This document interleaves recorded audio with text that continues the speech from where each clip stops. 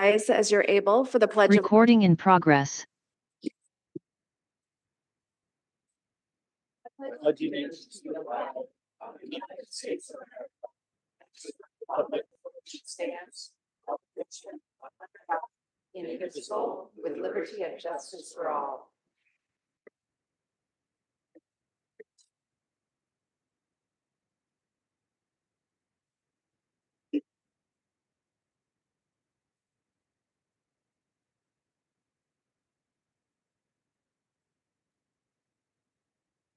All right, welcome everyone to our City Council meeting for February 5th. We are pleased to have you all here tonight. Looks like we have a number of people signed up to speak on a number of items that are very important tonight, so thank you for being here. So as I say every week, while we still have people here in person, we continue to have members of the public and staff joining virtually, so just note that I toggle back and forth between the Zoom screen and here, and so just give me a second as I do so. And a reminder that we take breaks every 90 to 120 minutes, hopefully between items as we're able. And with that, we start every meeting with an open comment period, and this is an opportunity for anyone from the public to speak on items that we will not be taking public testimony on during a public hearing later in the agenda. Each person has up to 2 minutes to speak for a total of 20 minutes, and I will be keeping track of time through a number of methods. The stop or the little stoplight right here and the clock on the wall. So just note if I am cutting you off, it's because we want to be sure others have a chance to speak.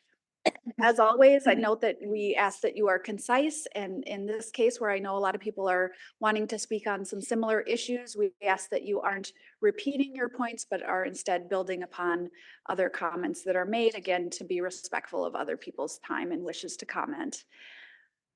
We do not accept comments here on the, accept materials here on the dais. So if you do have something to hand out, please do so to our clerk and she will make sure that we receive it after the meeting. Your comments should be directed towards me as the presiding officer over the meeting. And while we certainly accept feedback on city issues, we do ask that you participate calmly and respectfully. And participants are encouraged to limit comments that are generally to topics that are within the scope and jurisdiction of the council's ability to affect policy. Council members and staff do not respond during public comment, but certainly provide your information to our clerk if there are issues that you would like us to follow up on. With that, I will use the list that I've been given by the clerk, and we will start with Corey Jacob. Mr. Jacob, you're welcome to step up to the podium, and you have 2 minutes. Hey, my name is Corey Jacob. I'm making a comment regarding anti-camping ordinance. After talking to multiple parties since the last open comment that I spoke at, I have to stay to inform you all that to go forward with this ordinance is essentially an execution order against people with disabilities who are on specifically SSDI and Medicare and Medicaid, because we're not able to comply with the ordinance. That, like, for example, I've been homeless going on 7 years, March 30th, in a van, because I have no other option. I'm excluded from society. This is it for me. I've already tried fleeing Rochester. I can't. Not my current circumstances. I can't leave Rochester at all.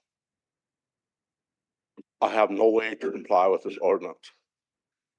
And that's why I stated that as it is an actual execution order, because I will not survive it.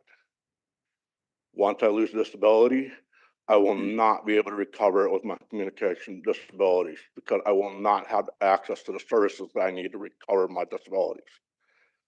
And that's $14,000 plus a year, plus my medical insurance is high. I can't lose it. And due to that, I will be forced to self-enforce this law, because I can't afford to have face-to-face with law enforcement, because I can't risk my SSDI. I've gotten help from doctors, lawyers, etc., and I have to make it open and plain. This choice is wrong, and there are deadly consequences for us. Thank you for speaking, Mr. Jacob. Your time is up. Thank you. Thank you. Jan Thronson. Please introduce yourself and you have 2 minutes. Good evening, Council. Jan Tronson. I'm here tonight representing the Bell of Honor as the co-founder. I want to tell the council tonight in the city of Rochester how proud I am of our Minnesota State Patrol that showed up for the Bell of Honor last Thursday night afternoon at 4 o'clock to show their support. Rochester Police Department, the Sheriff's Department, Fire Department, paramedics, the Army recruiting stations, veterans, and the citizens of Rochester, that we could stand there in our great city at Soldiers Field Memorial and be able to hold a ceremony to remember the 3 fallen soldiers that were killed in the Jordan attack a week ago Sunday. This is not our first mission of our nonprofit that we've done. We've done several here in Rochester. We've been at the, we're asked out to the Vietnam Wall for the 30th anniversary. We're out there 3 days. We've been at the Pentagon. I've been to Shanksville. I'm still looking to get to Ground Zero. We've been at the Air Force Academy. We've been around the United States. I'm very proud, and I dropped off letters of accommodations to all the people that participated in it. And I think that the captain out to the High Patrol, the smile still on his face, and be able to do that. What I am disappointed in, and I always want to say, everyone comes, and I want to commend our city because it does. I did send this up to Finstead. This video will be going out to the families in Georgia, and I've asked them to play it on the House floor in the U.S. Congress. So that puts a good eye on Rochester and our memorial. What I'm disappointed is I didn't see any of you there, and I did not see any of the elected officials from Olmsted County. I'm very disappointed that you don't show up, and I hope that those people in your time of need will show up in your time of need. I'm gonna leave up my card and this here, and I ask that if you really are truly interested, I'm happy to share the video. You text my phone number here, and I will send the video. It will bring tears to your eyes to remember that. And today you had Black History Month here, and I talked to the person running that, and I shared the video with her and said that Rochester remembered 3 black fallen soldiers. Mr. Here in Thronson, Rochester. thank you for making Thank those you. points. Please hand your card to clerk down over there. Thank you. Garrett Paulson.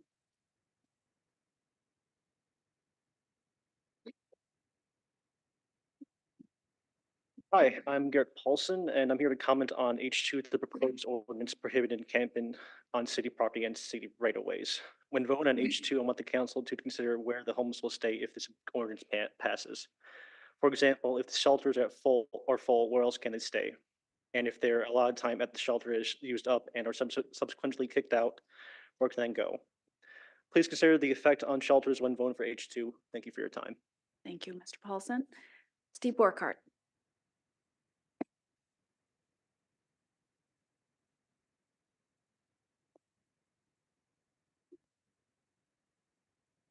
Greetings, Council. Thank you for the opportunity to speak briefly. I'm here in support of passing the prohibition on camping in our parks.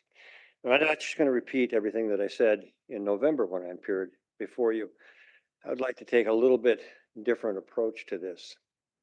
And that is simply that the reason I don't want to see people camping in the parks is because it's too easy an end around is what we ought to be doing. We ought to have sufficient shelter space and transitional housing in this community so that nobody is ever relegated to camping in a park. And we have the greatest medical institution in the nation here that just announced a $5 billion expansion in 6 years.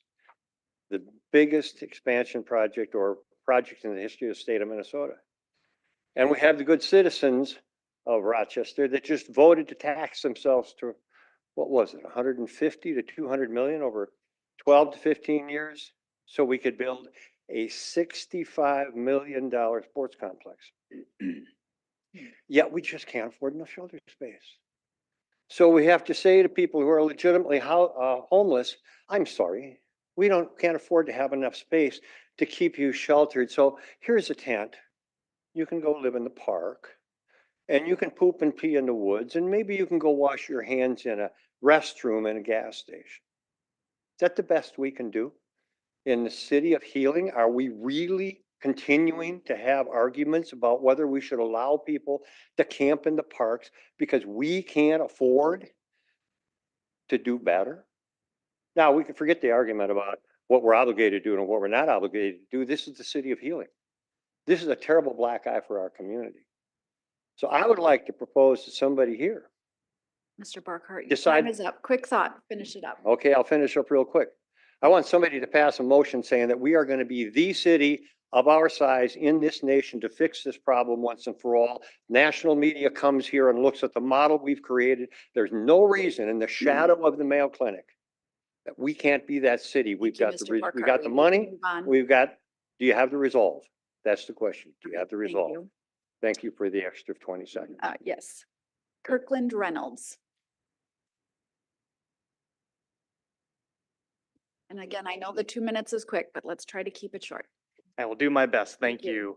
you. Council, I'm Kirkland Reynolds. I'm a pastor here in the community up the road at Christ UMC. I'm also a resident in Northeast. And I'm here to also talk about the camping ordinance. I've been a part of a bunch of dialogues with faith leaders in partnership with Isaiah. And one of the things I've learned is that in the previous decade, when we had an increasing number of people facing homelessness, we made a series of intentional interventions in our community that were able to change individual lives and through the change of lives, change our community for the positive and the good. We face a time where we see again increasing amounts of homelessness among the residents in our community. And I'm concerned that we are considering an intervention with criminalization around being unhoused or experiencing homelessness. And I know that this is not an easy matter. If it was easy, it would have been solved a long time ago, both in our community and the nation. I just want to speak to my concern whenever criminalization is an intervention, especially around housing. And again, want to look to the strengths of our community, what we learned at the previous time when we looked at different forms of housing and assistance to help people be moved into a better situation. I want to thank you for all of your work and leadership and all that you do for our common good, and appreciate this time to talk. Thank you. Carl Eric Goitas, come, please pronounce your name correctly. Carl Eric Gentis. Like Kirkland, I am a pastor in the community, a pastor at Good Shepherd Lutheran Church and a resident of Rochester and Southwest Rochester. I came and spoke to you earlier this fall when this ordinance was first proposed, showing my concern about it. I do want to note that I have seen the changes that have taken place in that law, and I want to commend you on those changes because I do think they are a good step towards the kind of care that has already been spoken of here. It is still an imperfect law and has the concerns that has been already spoken to about the challenges that when criminalization is attached to homelessness. I hope that I know that our police force requires and has asked for tools. I hope we'll continue to think about what other new tools we can create together as a community. And I would also like to say that my tradition speaks of one of the central commandments is to love our neighbor. And I believe it is important for us all to recognize that our neighbor does not need a house to be our neighbor. Thank you. John Wade.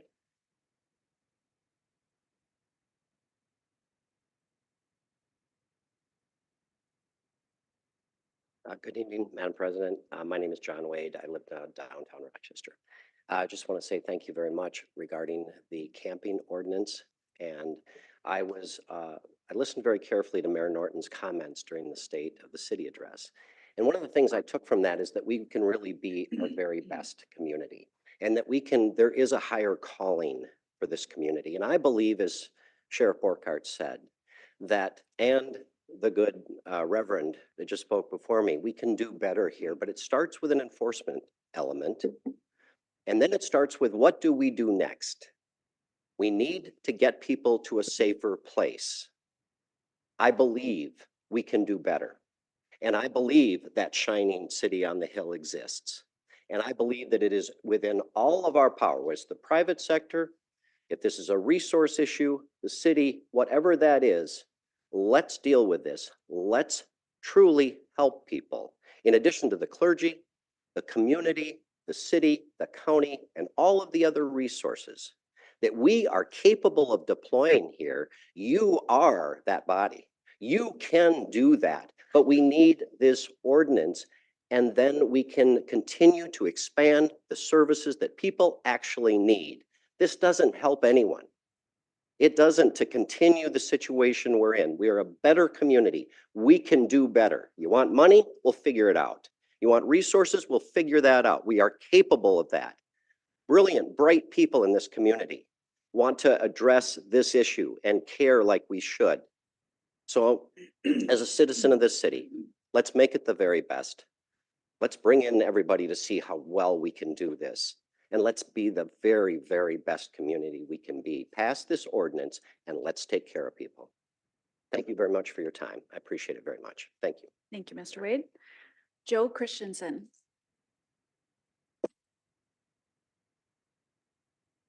Good evening, Council President. I'm Joe Christensen. I heard today on Rochester Today that the 311 phone number for calling in issues is up. And I think that's a very practical idea to have a number that we can call in with complaints. I think it'd be easy as a, maybe a voicemail or something we can leave a message with. I'm wondering if this is somewhat tied in with the City Data Alliance, which comes from Bloomberg Philanthropies. I've heard about this a long time ago, and I have not heard much about it. I'm concerned about possible privacy issues. But back in November 2020, the city of Rochester signed a contract with an Israeli company called Zen City. It was to monitor our social media, Facebook, Twitter accounts, and things like that. And they're going to use artificial intelligence.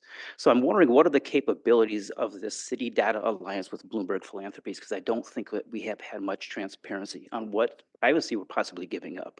As far as the $65 million sports complex issue, I didn't oppose the half-cent sales tax extension. I oppose what it is that the city wants to spend the half-cent sales tax extension on. I opposed turning Silver Lake into 5 ponds in a stream. I opposed, well, the $65 million sports complex. I don't think it's about making Rochesterites go out and exercise. I think it's more about trying to lure tourists to come here. And, we have the Mayo Civic Auditorium. Well, Rotary stopped having their basketball tournament because it became too expensive. We just lost a $300,000 lawsuit with the Chateau Theater, those people. And so we're not really good at running things, but if I would recommend, possibly maybe you're wanting to compete with La Crosse's convention center because they can pull in larger acts than Rochester can. We have the Mayo Civic Auditorium. Why can't they pull it in? It's something about seating and capacity and things of that nature. So I think that possibly looking at a space in the corner of the Olmsted County Fairgrounds, they currently have a grandstand there that they have to tear down and rebuild something, make something that's competitive with what La Crosse has, and it's close. Final thought, your Thank you. time's up. Thank you. All right, just one second.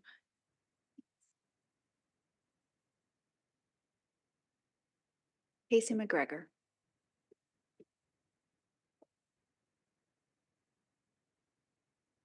Good evening, everyone. Casey McGregor. Consumers are getting shellacked. The consumer price index is over 17.6%. Food is 34% and electricity 27%. The pressures the consumers are facing, inflation, cooling from historic highs of the last 3 years. The Federal Reserve is on track to hold rates steady later in December. President Joe Biden needs the interest rate cut if you want to see some artificial economic boom before the elections. Then you go into economic stagflation. It's the recipe for the next few years in the US. The consumer price index increase is 3.4%. And when core inflation is at 3.9%, it should be, goal is 2%. You know what's going to exacerbate all of the supply chain? The problems in the Red Sea. Shocker. Global trade of the Red Sea is 15% of all sea trade, 8% grain, 12% oil, and 8% liquefied natural gas. International shipping companies have changed, rerouted, creating more problems on costs of good. Your middle class is feeling every penny. It is $1.50 for a pepper. A pepper. Ridiculous.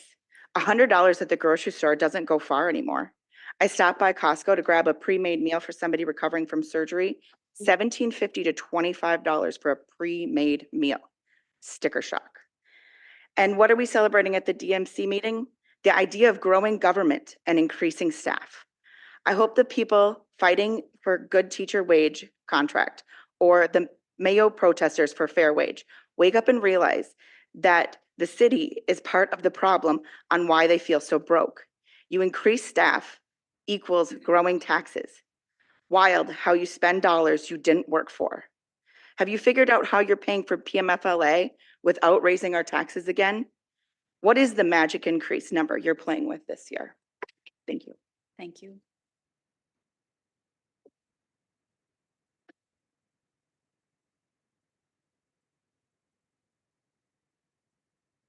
Is there anyone else who would like to speak?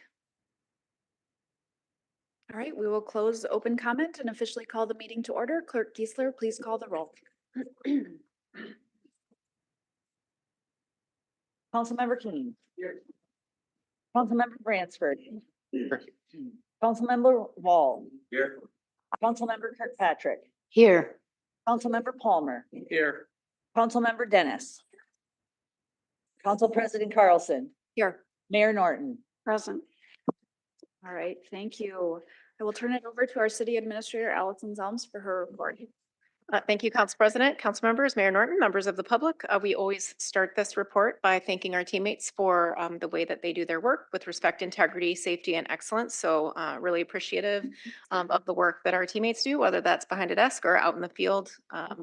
About 80% of our team here is actually out in the field every day. So big thank you to them. I know they're enjoying the weather this time of year. Also just did want to acknowledge that there was a really inspiring and moving launch to the Still We Rise traveling exhibit at City Hall today. That exhibit will be in the Rotunda in City Hall this week from February 5th to the 9th. So during our normal open hours, 8 a.m. to 5 p.m. That will be on display, and I would just encourage anyone that's interested to come and check it out. There's a lot of really interesting information about the shaping of our community by Black leaders now and in the past. Also want to not acknowledge our teammates in the fire department. You may not realize, but they do a lot of joint training with the mostly smaller fire departments around the region. And so they did do that joint training recently, provides great connection with their team. And this was in Orinoco, but also across the region for if there is a response that's necessary, that's large. And then finally, wanted to acknowledge that we are participating in the plastic free challenge this February. I checked the website out. There's about over 1,500 participants across the state and some other areas. And so if you want to participate and reduce your use of plastics, you can go to our city website or check out this very long code, public.govdelivery.com/accounts, or there's actually an easier way to find this if you check our social media or if you go to our website. So just want to invite folks to participate in that. And that's all I have today. Thank you, Ms. Zelms. Mayor Norton? Sure. I have a couple announcements today. First, there was some conversation earlier about the Harvard Bloomberg group. And because we are a Harvard Bloomberg City leadership trained city, we do get invited to apply for grants and other opportunities. And I'm pleased to say that the city has put in an application to learn a little bit more about and study procurement. So we won't hear for another few weeks whether we were accepted into that cohort, but it's something we've been talking about as a city for some time, and it would be a really fantastic opportunity. No charge to the city, but I believe 3 teammates will be sent to Harvard for a 4-day training. So, and then they do ongoing work together. So really looking forward to that. Also, just to let folks know, we've done a slight date change on the sister city trip to Germany, which will be in September, starting at the 20th to the 29th. So we adjusted for 2 days because Moosburg, our sister city for 42 years, I think now, has the end of their autumn festival on the 21st and 22nd, and they would like us to be their guests for the final days. So we flipped our schedule around and made some changes in order to accommodate that. So if anyone in the community is interested in looking at the schedule for that sister city trip, it will be September 20th to 29th, and there'll be brochures available in my office and elsewhere. Also, the visioning project that I announced at my State of the City is taking place. The contract's been signed with Roger Mader. And Roger was the project manager that helped us do our Mayor's Challenge Grant and worked with the team for almost a year. And so Roger will be helping us do a community engagement process that will be starting probably, he's going to arrive in March for a couple days. And then it'll take about a year probably for the whole engagement process to roll out. But really excited to have him on board. He knows our community well and the people here, and he admires and is asked about our staff that he's met throughout the process and has never met them in person because it was all online. So he will be coming and he is looking forward to meeting folks.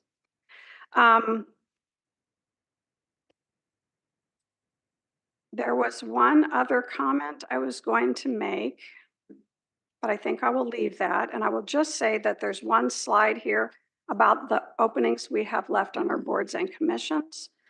And that is Fire Civil Service. It's a very small board of 3 individuals, and we are looking to fill that one of the 3 spots. The Heritage Preservation Commission, and the Music Board, preferring Ward 3. We have some flexibility, but we could use a Ward 3 rep. So if you know of anyone or you want to ask around, that would be great. Oh, and I did think of the last thing I wanted to mention, I'm sorry, and it did have to do with the city visioning project. If any of you have suggestions of leaders in the community who could help us with a selection process and or steering committee, if you, the board, would like to just forward some names to me, I'd appreciate that. I do have a list already, but I'd like a little bigger list to select about a dozen people to help roll this out over the coming 6 months. So thank you. Thank you, Mayor. All right, moving on to approving the order of the agenda. I've not been informed of any changes. If there are none, I'd invite a motion. I'll move approval. Second. All right, any discussion? So the motion is to approve. All in favor, say aye. Aye. All opposed, say nay. Motion carries. All right, moving on to our consent agenda. Councilmember Dennis is pulling items F8 and 10. Councilmember Palmer is pulling F14. These will be discussed under reports and recommendations. Anything else? Otherwise, I'd invite a motion to approve in block items F1 through 7, F9, F11 through 13, F15 through 17. So moved. Second. Councilmember Palmer, Nothing, thank you. any other discussion? I just want to say a quick congratulations to Tyler Niemeyer, and we will go ahead and vote. All in favor, well, hopefully, congratulations. Sorry. All in favor, say aye. Aye. All opposed, say nay. Now you can go. Congratulations. Our new Public Works Director, very exciting. All right, so we will move on to our public hearings. We have 5 tonight. So I always take a second to go over our process, and we invite staff to give an introduction and presentation, then have the applicant, if there is one, or a representative of the applicant, present for up to 10 minutes. We open the public hearing, allow for public comment for 5 minutes, with the encouragement, of course, to keep things concise. And close the public hearing. The applicant has a chance to provide up to 5 minutes of a rebuttal, and then my colleagues have a chance to ask questions of the staff or applicant before we have a motion, discussion, and vote. So we will start with G1, which is the major land subdivision number CD 2023-022 plat by Roger Payne, to be known as Century Valley 4th. And we have Elliot Mueller here. Yep. Go ahead. Thanks. Excuse me. Thanks, President, Mayor, and members of the council. I'm here, Elliot Mueller, Community Development, to introduce CD 2023-022 plat by Roger Payne, to be known as Century Valley 4th.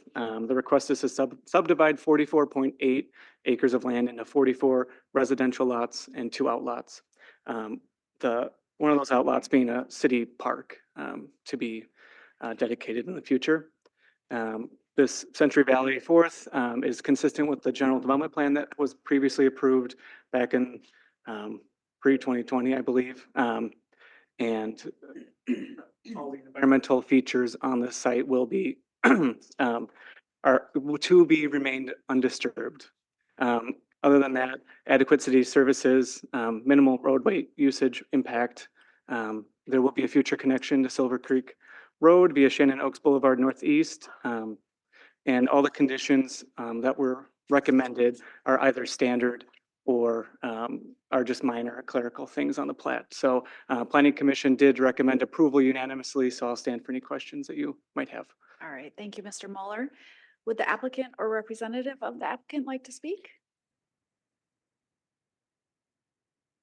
Please introduce yourself and you have 10 minutes. Thank you, Bill Anderson with SCH. I don't have any presentation. I'm available if you have any questions. Pretty straightforward subdivision. Any questions, be more than happy to All answer. right, we'll get back to you. Thank you. So we'll open the public hearing, and Mr. Christensen, I have you signed up for all of the public hearings on this one? Yep, please come on up.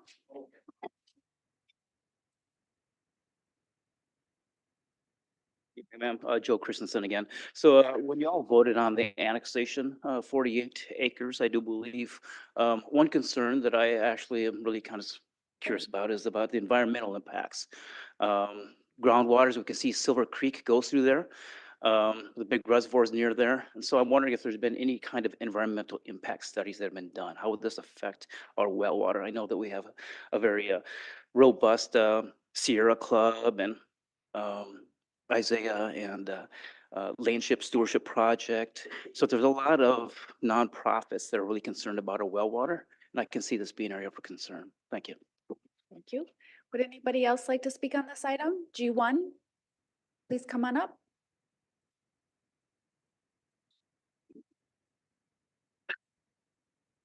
Please introduce yourself and you have 5 minutes. John Johnson, and I'm a representative of Haverhill Township where this land laid prior to annexation. And I guess we all realize this is inevitable. If you stand on Silver Creek Road, it doesn't take much imagination to see the city coming over the hill at us. And my concern, as I'm road supervisor for Haverhill, is Silver Creek Road. With this in particular, that access for construction of this subdivision and building of the houses and what have you doesn't happen on Silver Creek Road. That's a narrow, old built road that doesn't meet very big weight standards, and it's narrow, curvy, and a lot of blind spots. So I just want to ensure that, you know, right now there is, I'll call it almost a field drive coming down from Mr. Payne's pole barn onto Silver Creek, and it lines up pretty well with another road going in here at some point. And I could see that getting used as a construction road. And I just want to ensure that doesn't happen, that Silver Creek Road doesn't take the beating of heavy dump trucks and everything continually. It'll destroy that road, and it's dangerous. Thank you. Thank you. That's all I have. All right. Would anyone else like to speak on this item, G1? Come on up. Just introduce yourself and you have 5 minutes. Heidi Crowley. I am a resident in the area just to the north of this area that you're talking about, or that we're discussing. And I have concerns. So we've got woods behind our house right now that are adjacent to the property you're discussing. I've also heard that traffic is going to be rerouted, no longer able to make a left turn onto Circle Drive from the entrance that we all use now out of our neighborhood. And that we're gonna have to go deeper into the neighborhood and come out on Silver Creek Road.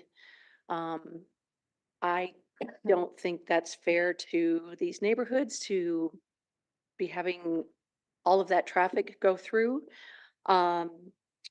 And also, that this is supposedly going to be an affordable housing development, I believe, and the concern with rising crime rates and just multiple things, multiple concerns with just changing the whole you know, what we thought would be our neighborhood and redoing it into something completely different. So that's all I'm going to say. Thank you. Thank you. Anyone else? All right, we will close the public hearing and invite Mr. Anderson back up to respond to a few of the comments. You bet. Hopefully I took enough notes here. Mr. Christensen asking about the environmental impact. Currently, this is the area that will be working in is currently a farm field. And we'll be developing that into lots. So there'll actually be a reduction in the headache of runoff and so on. The streets and the storm sewer all get routed down to the pond for treatment. So that'll be taken care of. And of course, city sewer and water. So there should not be any environmental impact. There's a bluff land along the east side of the subdivision, and we have to live with the bluff land ordinance and keep the houses 30 feet from the top of the bluff and minimize the rest, any clearing and grubbing and so on.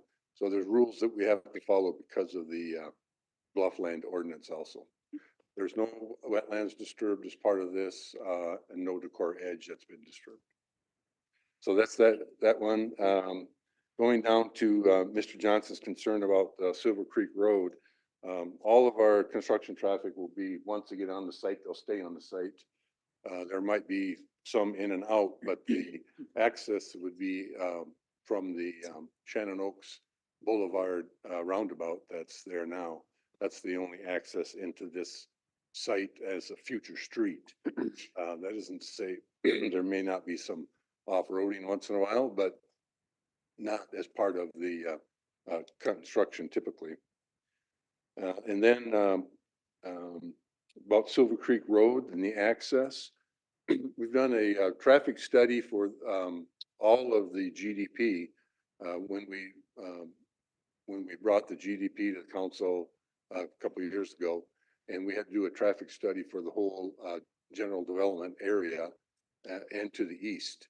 And in the future, not with this subdivision, but in the future, as the entire general development plan is completed, we are required to do another traffic study and evaluate whether there should be traffic signals at Silver Creek Road intersection with East Circle Drive, and how that will affect the next intersection up, which is what she was talking about.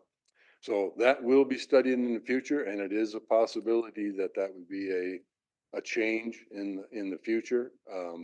But that's something that may have to happen when Silver Creek Road gets, eventually Silver Creek Road will be reconstructed.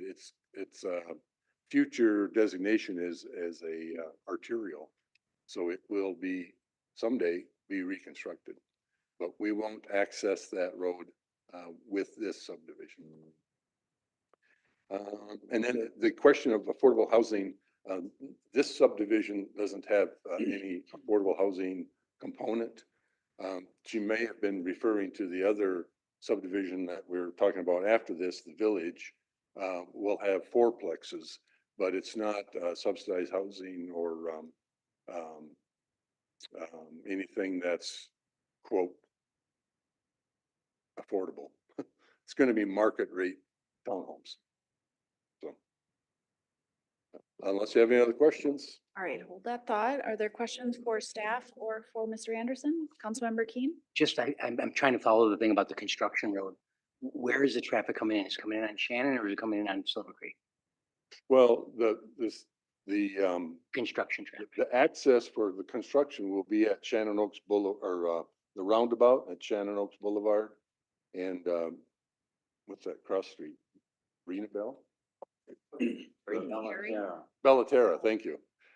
That's the access literally for the site, and the work will all be up on the hilltop there. That isn't to say that there won't ever be anything going down to Silver Creek, but there's no reason for it. We're working up on the hilltop for this subdivision. in the future, there will be, Shannon Oaks will connect down to Silver Creek in the future. And when you, I'm trying to get your words, but you said something like they'll just get on and they won't go off. Is that like, there's no rules on that, is there? No, it's just that once you get the heavy equipment there, all the dirt work and the, Yeah. you know, the big equipment stays on the site. They have to haul things in and out once in a while, but you'll have to bring in gravel and concrete and so on. And for they'll all that street. come up Shannon. But they'll most likely come in on Shannon Oaks Boulevard. There isn't an actual road from Silver Creek up. There's just a driveway to that shed that's down there. But there isn't anything but a farm drive there. I took Mr. Johnson's question, was there going to be like a construction road? And I think your answer is no, there's not going to be another way in there. There's going to be the main road. We're going to bring things in. But I think you're implying there's not that much traffic going in and out of that. Right. The contractor may have an occasion to use that for one thing or another, but that's not going to be the access to bring materials in or anything like that. Okay, thank you. Yep. Other questions? All right, thank you, Mr. Anderson. Thank you. All right, is there a motion? Councilmember Palmer. Yeah, I'll make a motion to approve major land subdivision number CD 2023-022 plat by Roger Payne. Second. All right, Councilmember Palmer. No, I think we talked, no. All right. Any other discussion, Councilmember Keen?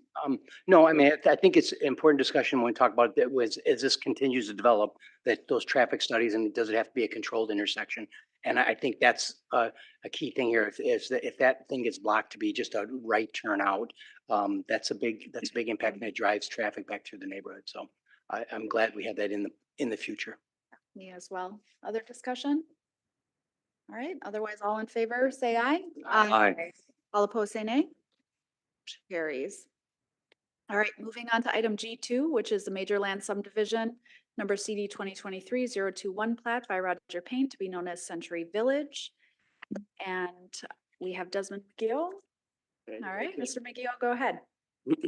Thank you, President Carlson. Members of the council, good evening. This is a preliminary plat for Century Village. Century Village encompasses about 18 acres located at the northeast corner of East Circle Drive and Silver Creek Northeast. The applicant is proposing 132 residential lots consisting of fourplex attached housing units.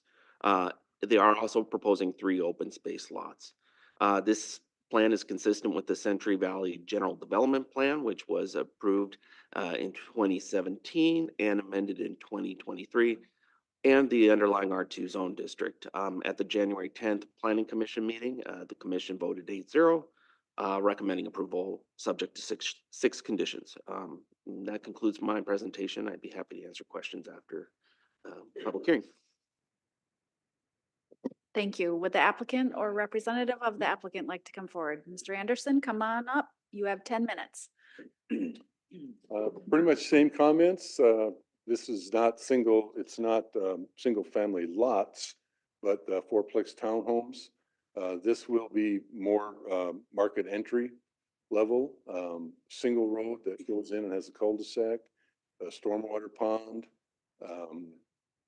a lot of green space around the units because we have a lot of hills, hill slope and trees that we'll be trying to save as many as we can. This job does include reconstruction of about the first 500-600 feet of Silver Creek Road because we have to reconstruct the road back to the entrance that's into the subdivision. So that first 500-600 feet will be rebuilt with this project, and that will be the access for the project then, obviously. There's no other connection to the north or the east because of the steep slopes. So there's just a one entrance. And that's just about it. We'll have our own stormwater pond, and the sewer is already available and the water is already available. All right, I'll get back to you. So I have Ms. Crowley and Mr. Christensen also signed up for this item. Would you like to speak again?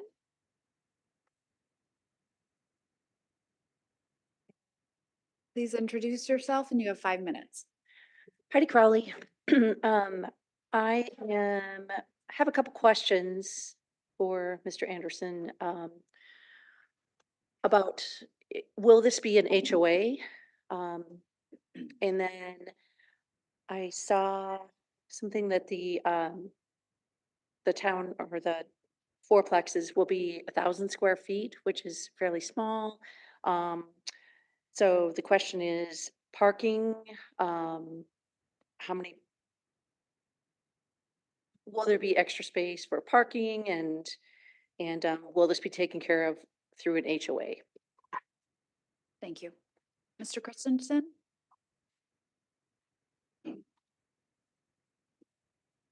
Good evening, Joe Christensen. One of the questions I have is about the proximity to the train tracks, and I'm wondering if that is going to be an issue with noise. The train's pretty loud and it lays on its horn pretty loudly when it goes through there. I'm wondering, people are going to want to stay there for a certain period of time or actually invest. And there's a piece of property that's right across the street from RCTC that probably be an excellent student housing across the street.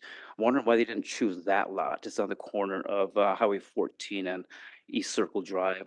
By this lot that's kind of sandwiched between these other properties, undeveloped area, and a DNR land, which a lot of people like to hunt the DNR land. So, some people who do like to use that natural habitat for things like recreation, this impacts that. Thank you. Thank you. Would anyone else like to speak on G2? Come on up.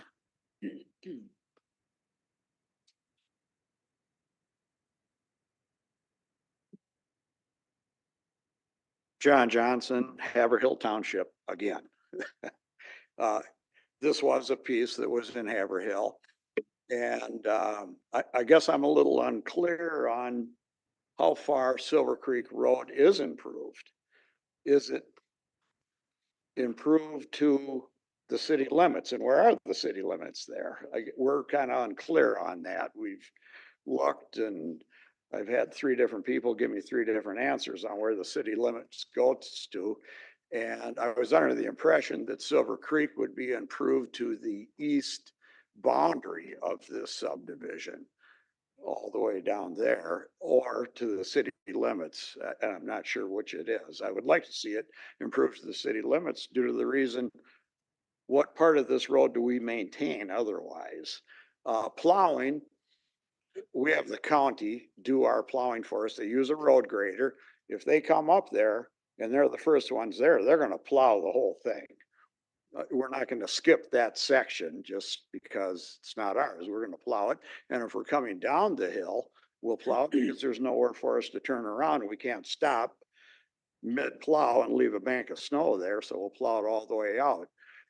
However, we don't send a truck with salt and sand up on gravel roads. It doesn't do any good. So we wouldn't be sanding it or salting it if that ever got to that point. Want to make sure the city would be aware of that and take care of it.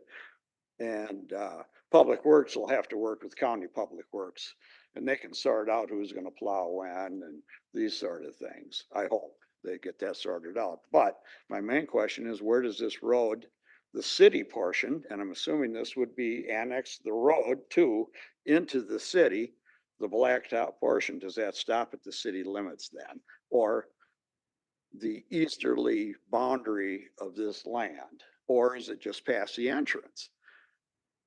And Can I ask a quick clarifying Yes. question? You said you've talked to 3 city staff. I've talked to different people. Have they been city staff? No. Okay. No, I had the county road supervisor, this is about 8 years ago, go out there and stake what he understood was the city portion, township portion. I had the county surveyor out there looking at it. And the very first part is closest to East Circle was actually township. Then it became city, then township again. So a few things there I'd like to have sorted out. Thank you. Thank you, council and mayor. All right. Anyone else? All right, we'll close the public hearing and invite Mr. Anderson back up to respond to the comments and questions.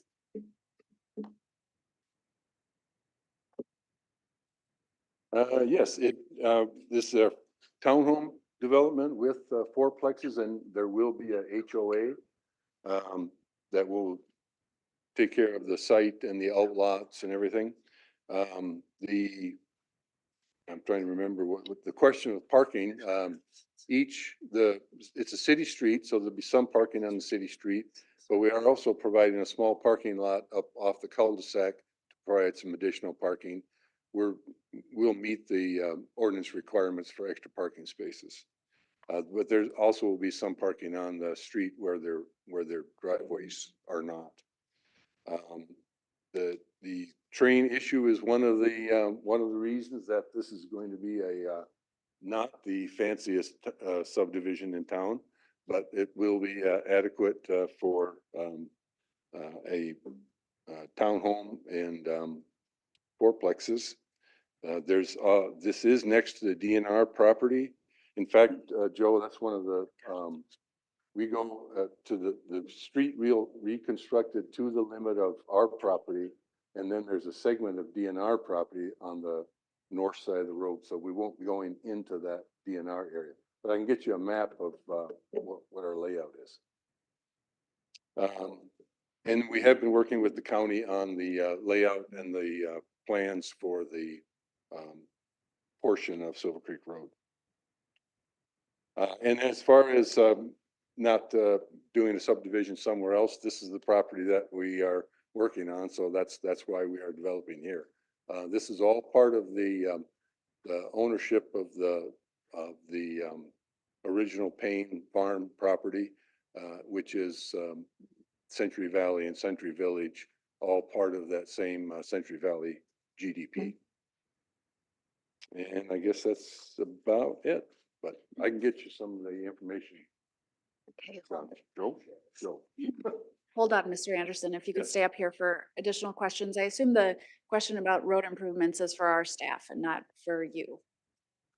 How far the road would be improved, Mr. Dombrowski, but if you can stay up, because others might have questions. Good evening, Mayor, President, members of the council. Yes, that is a good question. This project will include reconstructing Silver Creek Road along the boundary of the project. As we looked it up on the map, it doesn't get all the way to the city limits, but it will cover the entire portion that's abutting this new subdivision. Okay, Mr. Palmer? So we're just gonna do to the subdivision. Is the road gonna be improved prior to construction of the subdivision? It will be included as part of the overall project altogether.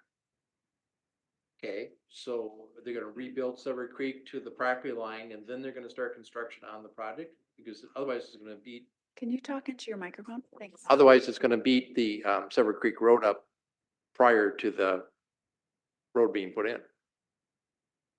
Yeah, I guess we haven't gotten to the point of discussing construction phasing, and I mean, we can talk with their team about that. We'd probably more prefer we do the Silver Creek Road piece last, but. Well, if I lived on Silver Creek to the east, I would rather have you fix it beforehand because it's gonna beat it up with construction unless they're gonna put a construction road in.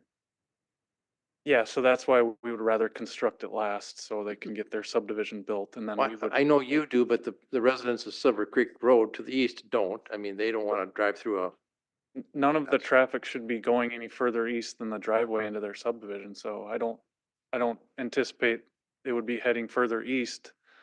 well, people live further east. right? Correct. Okay, those are the people I'm talking about. I think I'm misunderstanding the question. Okay, so let's go to the next question. So they're gonna do an asphalt road to to the edge of the property. How the school bus or the snowplow, how's it gonna turn around? Are we putting a hammerhead turnaround in there? Are we doing a cul-de-sac? What are we putting in there? We will have to talk with the county team that does the plowing like we do on other roads around the community where we have agreements to who does what. Okay, you're gonna work it out with them, who plows it, who's gonna sand it? You don't expect the township to do that? No, because this will be in the city. It'll be constructed as a city street. This will be our responsibility.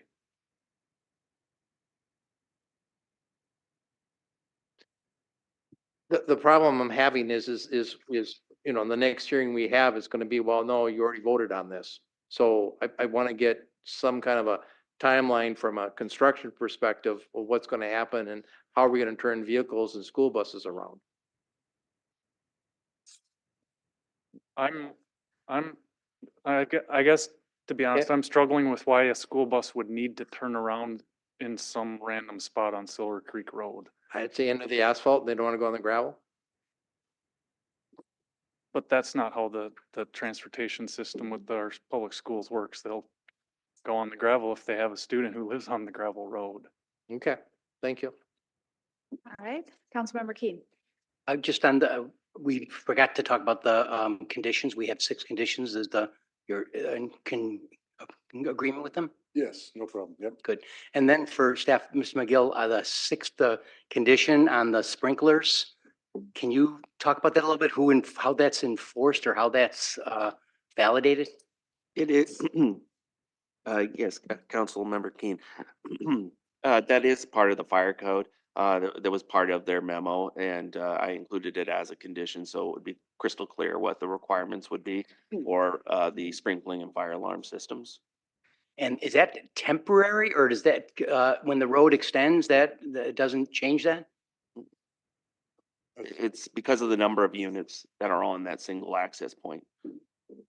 Okay, and that's the standard, is the single access point and then the number of units. It's not that they have shared walls or anything?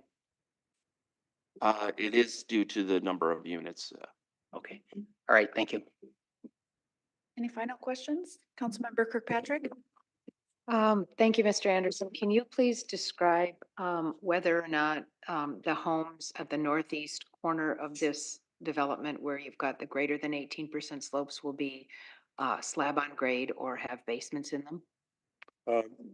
About half the units in the subdivision will be tucked under construction. So the basement the garages will be a direct drive-in, and then there'll be stairs to the first floor and then to the second floor. So there's a difference from where you drive in, like a tuck under garage. And then that's how you make up that difference behind. And some of the units will still have some landscaping and retaining walls even behind that. So there's quite a bit of grade there. So some of the units will be tuck unders, and that will take care of the grade. And some will be tuck unders, and then there might be a 6-foot or an 8-foot wall partially behind the unit to get a back patio and a little bit of backyard before we go up to the units. So there'll be some fitting of the units in there to make the grades work. We didn't want the road to be any steeper going up into there, because then you have more fill out in the road and the driveways have more difference from one driveway to the next. So we've tried to balance all the little different things, and this is what we've come up with. Excuse me. Thank you. Questions? All right, thank you, Mr. Anderson. Thank you. I would move adoption resolution approving the major land subdivision CD 2023 dash 021 plat with 6 conditions. Second. All right, Councilmember Keen, No, nothing to add. any other discussion? All right, all in favor say aye. Aye. All opposed say nay. Nay. Motion carries 6-1 with Councilmember Kirkpatrick voting nay. All right, we are moving on to item G3, and I didn't ask community development ahead of time, but would you like to do the public hearings together for 3 and 4 or separately? I know I think together Okay, would be yeah. best. Either way. All right, so we will do the public hearings for items G3 and 4 together and have separate vote motions and discussions. So item G3 is the interim use permit number CD 2023-002 IUP by Farmland LLC to allow for substantial land alterations.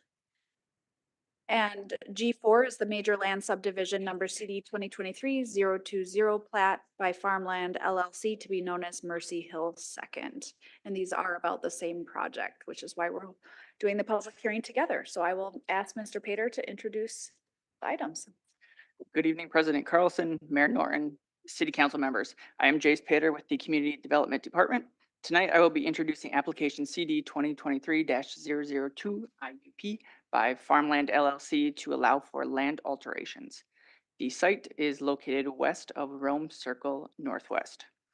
The requested plan would alter the landscape of the site by moving more than 100,000 cubic yards of materials and will modify the existing grade in areas by more than 10 vertical feet, thus triggering an interim use permit. CD 2023-002 IUP is associated with the next application on the agenda, CD 2023-020 plat, which if approved would allow the creation of 38 lots, 38 residential lots and 2 outlots. The development review team recommends, and the planning commission unanimously forwarded a recommendation of approval for CD 2023-002 IUP. And that concludes my presentation on the IUP. And I can jump to the plat before I use application CD 2023-020 plat by Farmland LLC to be known as Mercy Hill Second for the subdivision of 28.6 acres into 38 residential lots and 2 outlots. The site is located west of Rome Circle Northwest. The development review team recommends, and the planning commission unanimously forwarded a recommendation for approval for the plat with 4 conditions. And that concludes my presentation and available for any questions. All right, thank you, Mr. Pater. So we will open the public hearing for items G3 and G4. I have one person signed up for both of them, Greg Kempel. So I will invite you up to speak. Please introduce yourself and you have 5 minutes. Okay. First off, I'd like to thank my councilman, Norman Wall, for being a good ear. I've been talking to him about this project, but I've gone to the 2 meetings that they've had at Mercy Hill. I think it was last spring we had one, and then we had one not too far back in the past here. But my biggest concern is I've lived in this area for 22 years, and my cul-de-sac backs up to this property that they're talking about. Now, I live up on the high side of the hill. The property slopes downward, and then you have a dead-end street Blossom that interconnects. Their initial plan that was explained to us was they were going to extend Blossom all the way through to 34th Avenue. Okay, well then, in the second meeting that we had, they told us that they were gonna not do that because there's a natural drainage way going down through there and it would take too much fill to put a connecting street through there. So this was their next plan that they were gonna put in. Now, I may be wrong on this number, but I was told that there was gonna be 88 residential lots for single family dwelling homes directly to the east of me, right behind me. Then they said they weren't really sure what they were gonna do on the other side of that natural drainway, if they were gonna put fourplexes or whatever in there. It was unclear, or maybe I just didn't pick up on it, but anyway, they've been doing quite a bit of holding pond work down in that area to the south of me. There's like a holding pond there, and they reconstructed that and redid that, put some new culverts in and so on and so forth. They've been using Blossom as an access point into this area, okay? When they've been doing all of this excavating work and so on and so forth, it's been constant dump truck traffic. Imagine if you would, they're coming out onto Blossom, they're going north on Jonathan, they're hitting up on Winesap, they're going over to Winesap down to Freedom, and then 65th Street. Just a little history, that whole area of town has been a nightmare the last 6 months because they've redone 65th Street. You know, they're doing apartment houses just off of 65th Street there, directly south of Menards. If any of you have ever been out to Menards North, when you come out of their entrance there, if you notice there was a dead end access there for the longest time. Well, now that has been extended into that construction site where they're making the apartments. Okay. Their plan is, if I'm correct on this, is that they want to extend that road and they want to run it along the ridge line to the south of Mercy Hill Church and connect it to 34th Avenue. They want to block off 34th Avenue. They want to use that road for heavy duty traffic like Culver's towing and so on and so forth. So they're going by residential homes. And, you know, the majority of the people that live in my area are just oblivious to this because it's almost like there's no real concern for noise level or anything what they have planned for this reconstruction of that main road in there. Like I said, it would be going by a whole bunch of residential homes, not to mention the ones that they want to put into the south of that.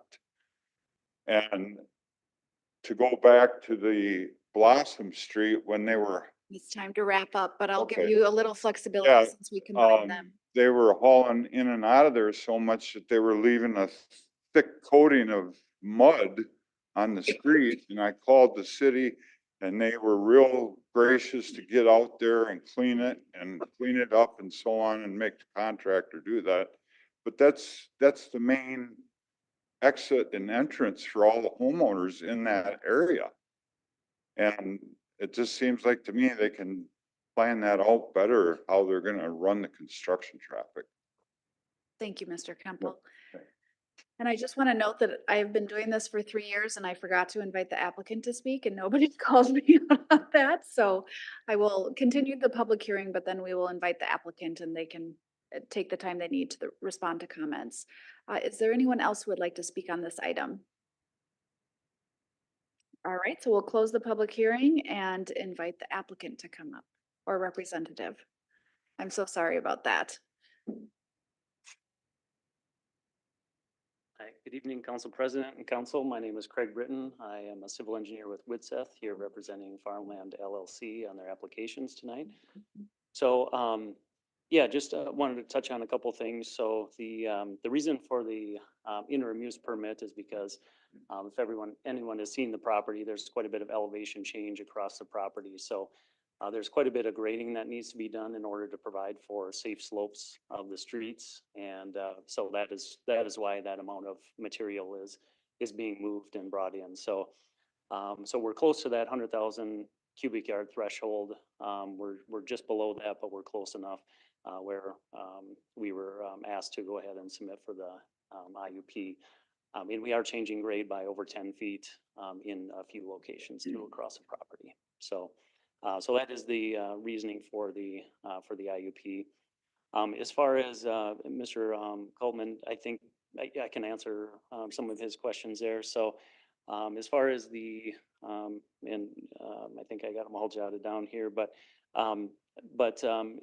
originally Blossom was intended to go all the way through to the east. There's going to be, as part of this development, this is phase one. There's another phase to this development. Phase one will take place on the west side of the property, and that will include the extension of 37th Avenue to a cul-de-sac down to the south.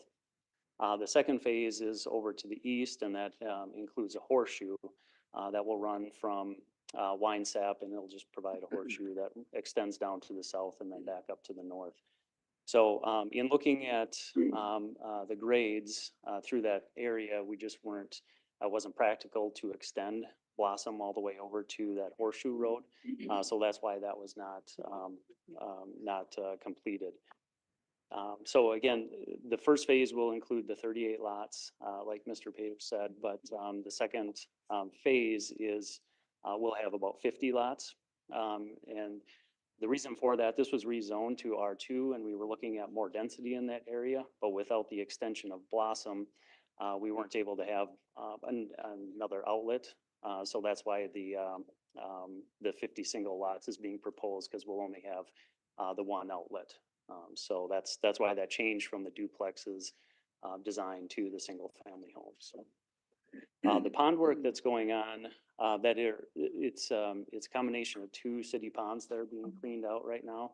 And so one of the ponds is just to the south of the neighborhood to the west. And so they're cleaning that out and they're bringing that material up and filling in some of the backyards where this development is going to be proposed.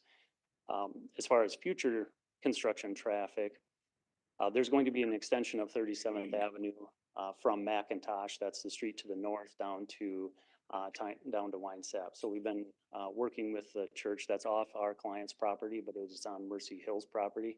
And so we've been working with them to get plans done to extend that roadway down. That would be the best location for construction traffic to come into the site, because it's going by the View North apartments, which are being constructed to the north, and then past the church property. So it's in the backyards of that neighborhood to the west. And it would be a direct shot for that construction traffic to come into the site. The extension of Winesap, so that has been mapped right of way for quite some time. That was always planned to be constructed just south of the Mercy Hill Church, and connect or extend Winesap so we could connect 37th Avenue to 34th Avenue. So at some point, that 34th Avenue and 65th Avenue or 65th Street intersection will close, and so that will be the route for the traffic in that Rome Circle area to come out to 65th Street. So that's all I had, and here to answer any other questions that you may have. All right, thank you for being flexible Yeah, tonight. you're welcome. Are there questions? Mr. Britton or staff? Councilmember Key? A question for, I guess, community development. What is do we have a standard, or how do we, with these construction trucks going in and out, is there something that they can go on arterial, but they can only go on residential or is there any standard, or do we just kind of look at each project separately? Mayor, President, members of the council, that they would need to follow the truck routes, using our city truck routes. And then, that means you use the truck routes for as far as you can and then take the shortest path to wherever you're trying to get that isn't on a truck route. And that obviously then can be residential streets. Correct.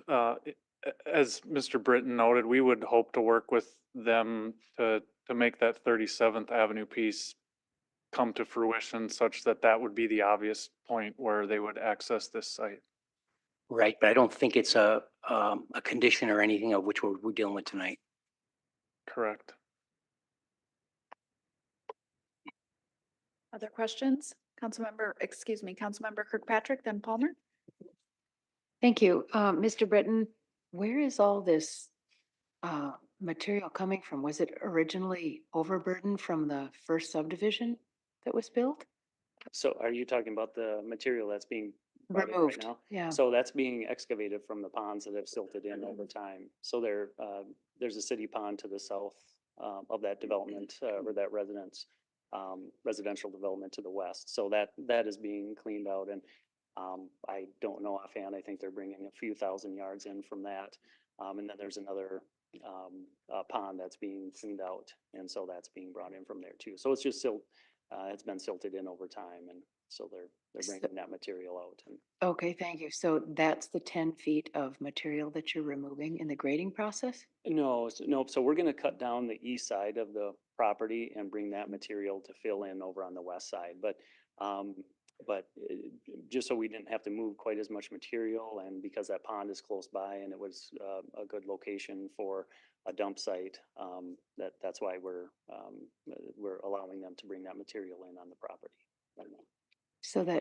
So let me just clarify, because I'm just curious, that 10 feet that you're removing, is that the original grade of the land, or is it overburdened from that original subdivisions to the west?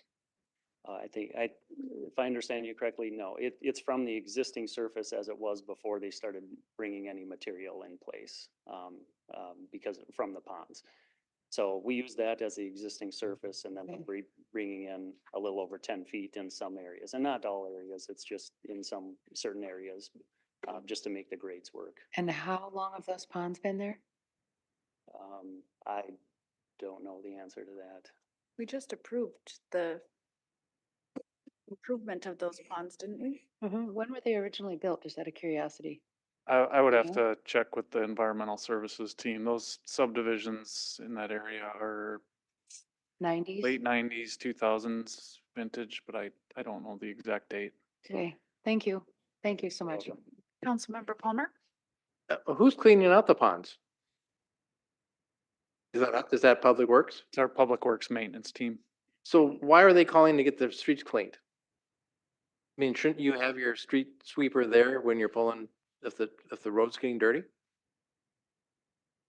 I'd have to check with the team on what the operations are.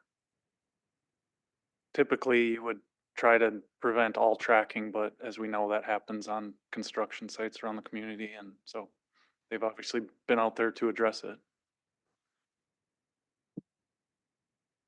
Well, up at Stone's Point, you were up there helping out Parks for the Park, and you had your street sweeper there cleaning up all the mud. So I would just, that's typically what you do. I was thinking as a general contractor, not one of ours. So I'm guessing that's how they're doing it, but I'll have to reach out to our maintenance supervisor and the team and provide some more feedback. I guess my expectation would be that you're cleaning it as we go, so we don't get any mud on people's driveways. I can comment. That is their process to do that. If that didn't happen, then that was a mistake. But the process is to follow up with the street sweeper after any construction. Any other questions? All right. Okay, Thank one you. other thing too, yep, I did, I forgot to mention, I wrote it down, I forgot to mention, but we did review the 4 conditions and are in agreement with them. So. Great. Thank you for answering that. All right, is there a motion? So I'll move, adopt the resolution approving the interim use permit, CD 2023-002 IUP for Farmland LLC for substantial land alteration. Second. All right, and this is item G3. Go ahead, Mr. King. Yeah, no, I don't, no, nothing to add. It's, again, when you're doing, I'm glad we permit this because there's a lot of room for problems in the surrounding neighborhoods with substantial land alteration. So it's good that we're doing a deep dive on it. Other discussion? Councilmember Wall. I have deep respect for a person like Mr. Kemple, who is willing to work with the city, who is respectful, who makes telephone calls, who is actually helpful in trying to make his neighborhood a better place, including getting that mud cleaned up from the roads. I really appreciate that, Greg. I wish that all citizens, he's a lifelong Rochester resident, I think has contributed a great deal to the life of our city. I will tell him publicly and all of you that I plan to vote yes for this in respect to my understanding for the need of single family housing, but it is with great respect to Mr. Kemple. Thank you, Mr. Wall. Final discussion? All right, all in favor say, oh, Mr. Bransford, did you just? Nope. Okay, all in favor say aye. Aye. Aye. All opposed say nay. Nay. Motion carries 6-1 with Councilmember Kirkpatrick voting nay. And we will invite a motion for item G4. I'll move adoption of a resolution approving major land subdivision CD 2023-020 plat for Farmland LLC to be known as Mercy Hill Second, 4 conditions. Second. All right, Councilmember Keen, Nothing to add. any other discussion? Councilmember Wall? I expect to hear from Mr. Kemple about this in the years to come, and he and I will work together to try and make this the very best project possible. Thank you. I was a little bit disappointed to hear that we aren't able to do duplexes, as I know that's a mode of housing we're also in need of, but on we go with single family, which is also a need. So any other discussion? All in favor say aye. Aye. All opposed say nay. Motion carries 6-1 with Councilmember Kirkpatrick voting nay. All right, we will move on to the Soldiers Field Memorial or Soldiers Memorial Field Park recommendation from the Heritage Preservation Commission to landmark. And we'll welcome Ms. Patterson Lundgren to provide the presentation.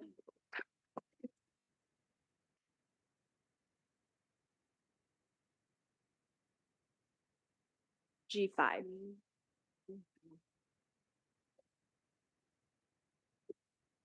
That comes up here.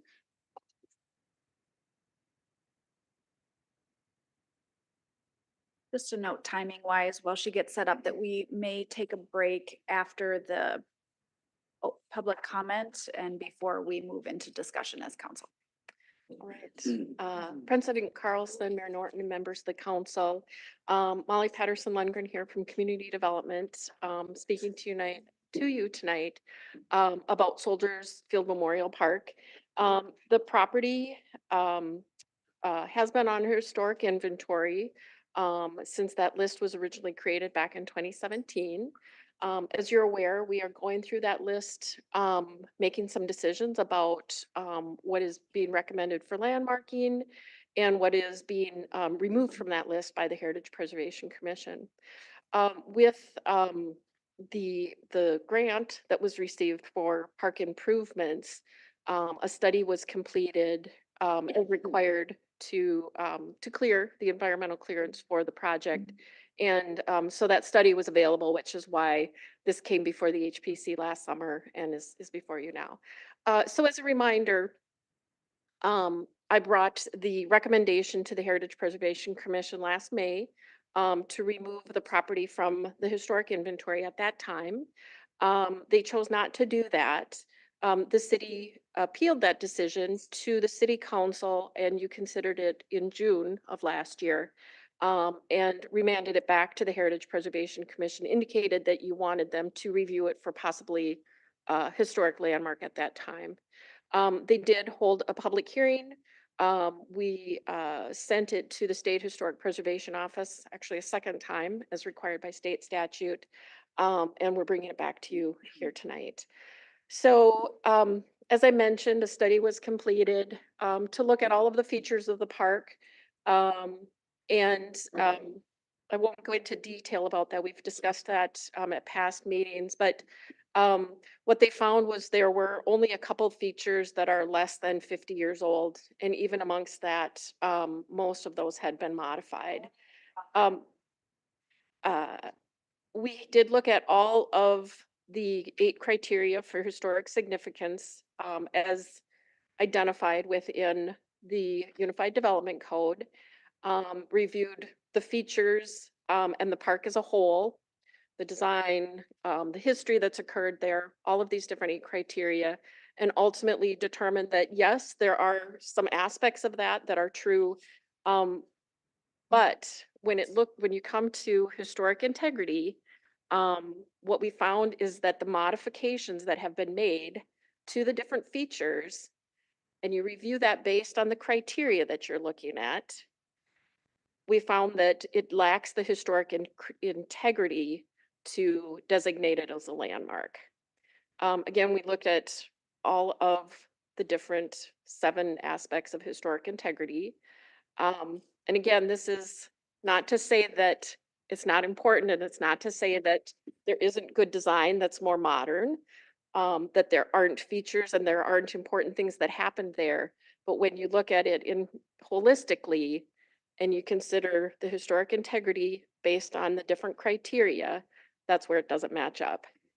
So we are recommending, again, that it not be landmark, because I believe that it doesn't fit the program for historic landmark. We are proposing that there are some alternatives for you to consider. An alternative would be to create a new category of property that is a little more broadly speaking. It would allow us to recognize properties that have cultural significance, maybe that have artistic significance, but don't quite meet that landmark criteria for both historic integrity and at least one of the 8 criteria. So we're calling it a cultural conservation property. This isn't completely a new idea. There are communities that do this. There are communities that have what they call conservation districts. There are some here within the state of Minnesota. There are communities that have other programs that recognize other types of culturally significant properties. One of the benefits of this is that it would open up to more modern history, things that, you know, possibly are a little more inclusive to more recent history within the community. So we're suggesting that that would be an alternative for you to consider. And with that, I will answer any questions you might have now, or I'll go take my seat. Yep, we'll get back to you after the public hearing. All right, so as Ms. Patterson Lundgren leaves, we have a number of people signed up, so I'll go in order. I know that we have Mr. Kriesel here, and he'll talk us through what his, he and his fellow people here would like to do, but we'll start with Barry Skolnick.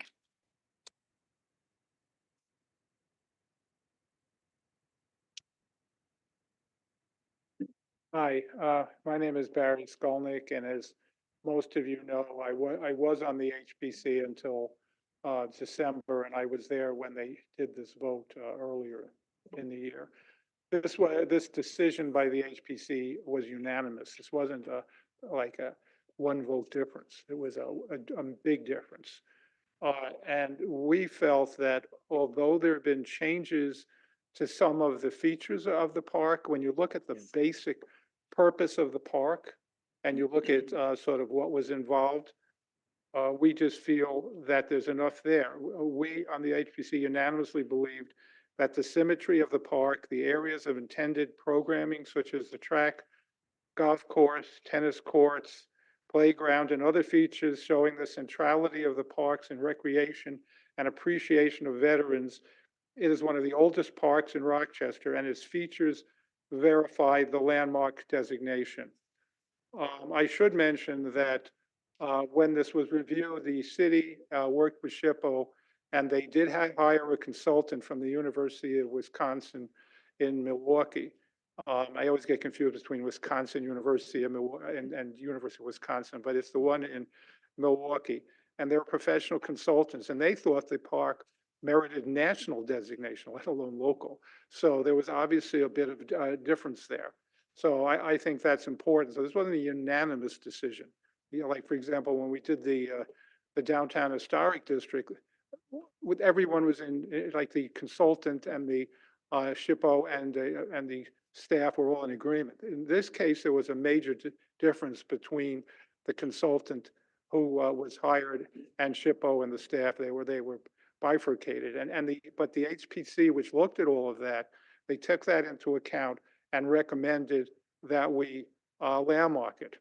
And we felt pretty strongly about that because we actually viewed it twice, and it actually went to you people on the council, and you agreed with it unanimously the last time.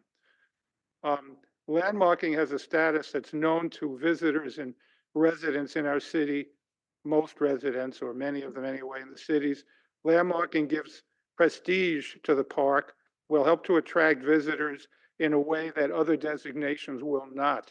People, especially people who travel a lot and like to look at tourist things, they do look for landmarks. It's something that's there. They don't look for these other designations to the same degree. So it's a prestige thing, and I feel that we should do that.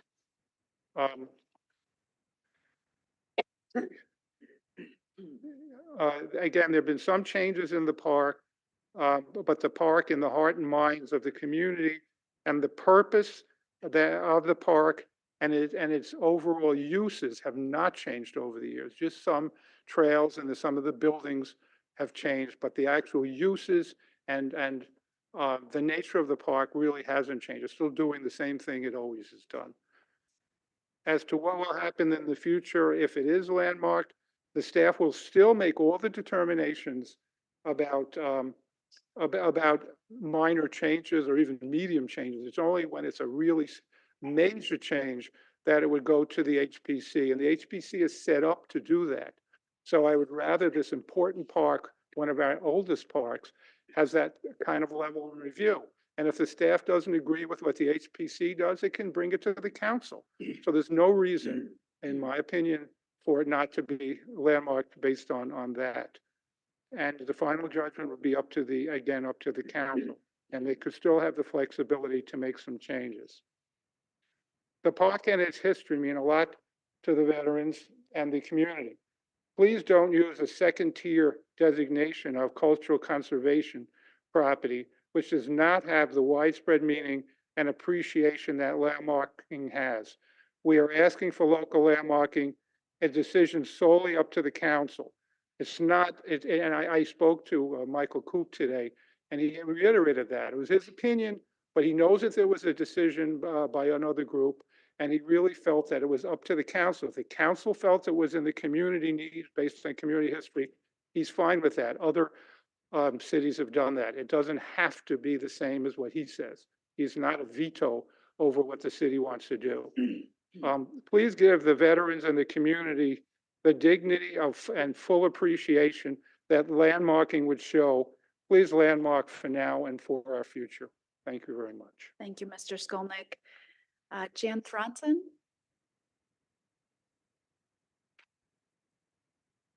Please introduce yourself and you have 5 minutes. Hi, Jan Tronson, back up here. It's a very special place for me, the Bell of Honor, and if you served your country. The people that are going to make this decision tonight were not there the other night. That kind of scares me a little bit on how the decision is going to come down on this. The people that serve our country. As I listened to the person talk about this, she said, well, maybe we could change it some different history. I dare ask her to go down and read the walls at the Soldiers Field Memorial that was built with all private funds. It's got national awards. Go down and read the history. It tells about all the history and the diversity and the people that served in the Civil War and all what they did. I've lived in Rochester 69 years, all my life. That has been there ever since I've been here. To me, that's historic that I went down there. So you ask yourself, if the children are playing on the swing set somewhere, or they're running around the track, or they've got some downtime, people walk over and say, what is that over there? It's a memorial. It's history. It's a symbol. It is our history of America. You can't touch, Olmsted County can't touch the Graham Park because he was smart enough to put it in there that says you can't touch it because he knew what government would do. Just like our Declaration of Independence is not a living document, like some of the woke people in our country would like to change that too. All I see here in this town is people that want to come to Rochester and continue to change Rochester to their wokeness. They don't care about our history and what goes on. Yes, some things have been changed down there. We've improved them. Some of the buildings have been torn down, but they've been improved. Take a look at the multi-million-dollar memorial. Across the street to the west, the law enforcement money. I have donated money for the law enforcement. I'm retired federal law enforcement. That means something to me. Down at Silver Lake, we have the firefighters memorial. Someone died for that. Again, people, these are the people that you call on the phone when you call 911, or that you have the saying to take your children out in peace. Those are the people's names on that wall that gave their life so that all of us could live in peace here. Again, I ask you to call my number and I'll send you the video of what we did down there. If that doesn't move you, there's nothing in this world that will move you because you're too woke. Thank you. All right. So, Mr. Kriesel, please come up and explain what you will do, and we'll do this in 5 minutes. We'll do our best. Good, thank you. Madam President, members of the council, Mayor Norton, City Administrator Allison Zelms, it is an honor to be here tonight and to speak in behalf of the McCoy Post number 92, who purchased Soldiers Field from Dr. Graham for $33,000 and presented it to the city of Rochester. So on the behalf of the William T. McCoy Post 92, we're here to request that this council approves that the property referred to as Soldiers Field receives your vote to approve it being designated its well-deserved landmark status this evening. We believe if a vote were to be taken by the citizens of Rochester, the VFW, the city and fire and police, and the sheriff department, it would be a unanimous approval to provide landmark status to Soldiers Field. We are here this evening to present to this city an American flag to honor those that have served our nation earlier, as well as those today that are serving and in its future, lest we forget. We remain dedicated to this community. I proudly am a member of the William T. McCoy Post that, as I said a little bit earlier, provided this park to this community for now and in the future.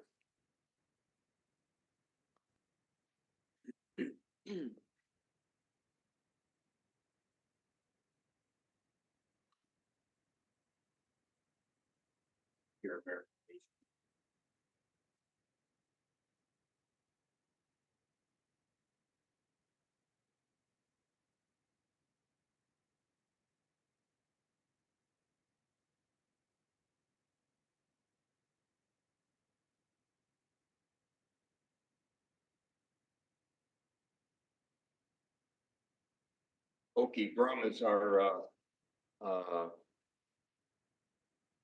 he calls the shots as it relates to the honor squad. Luckily, I'm a member of the honor squad. Boy, the last couple of weeks, we've done, I think, 5 funerals. We got another one on Wednesday, and I'm lucky enough to be the bugler.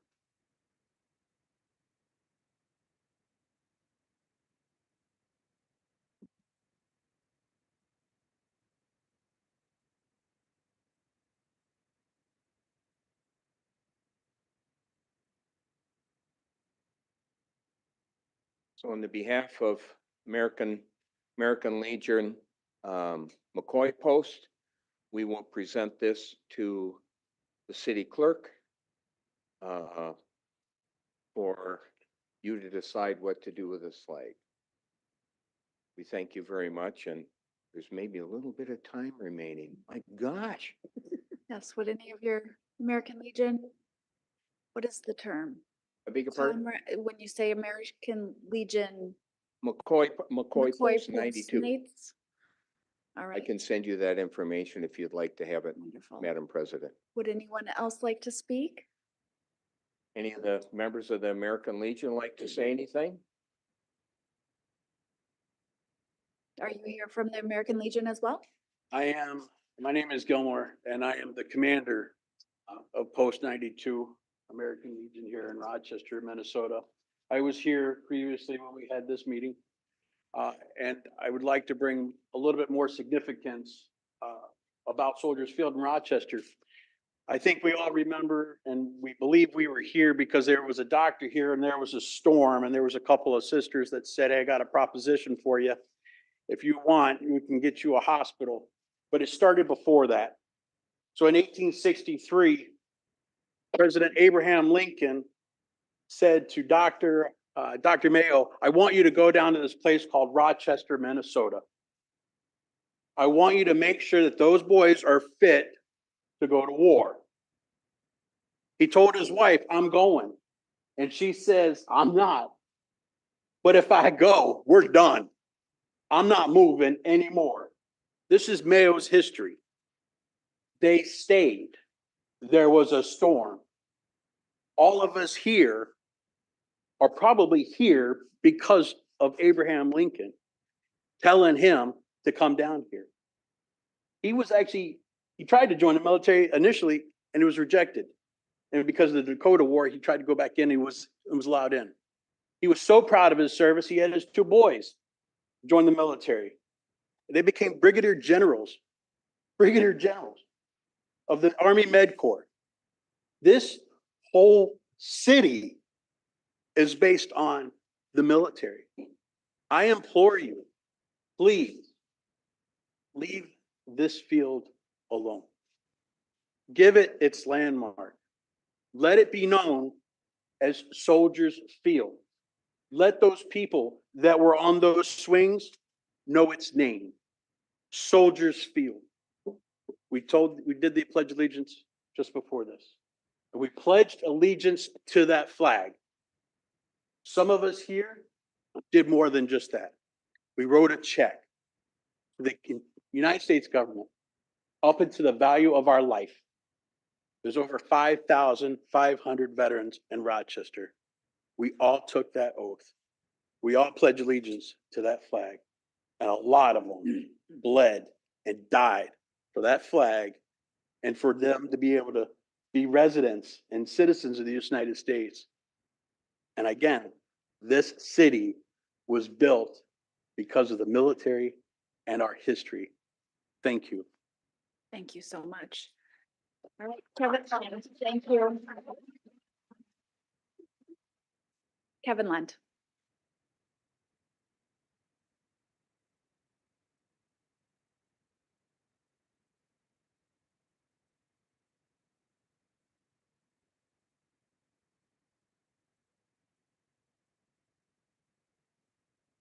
President Carlson, members of the Rochester City Council, Mayor Norton, City Administrator Zelms. I'm Kevin Lund and reside at 511 15th Avenue Southwest here in town. Soldiers Memorial Field is very simply part of our community soul and unquestionably a Rochester landmark. It deserves to be properly designated as such. This hallowed ground traces its roots to Dr. Christopher Graham, one of the original members of the modern-day Mayo Clinic, along with proud members of the William T. McCoy Post number 92. Corporal McCoy was revered in Rochester and died at the age of 25 during World War I in France, where he's buried.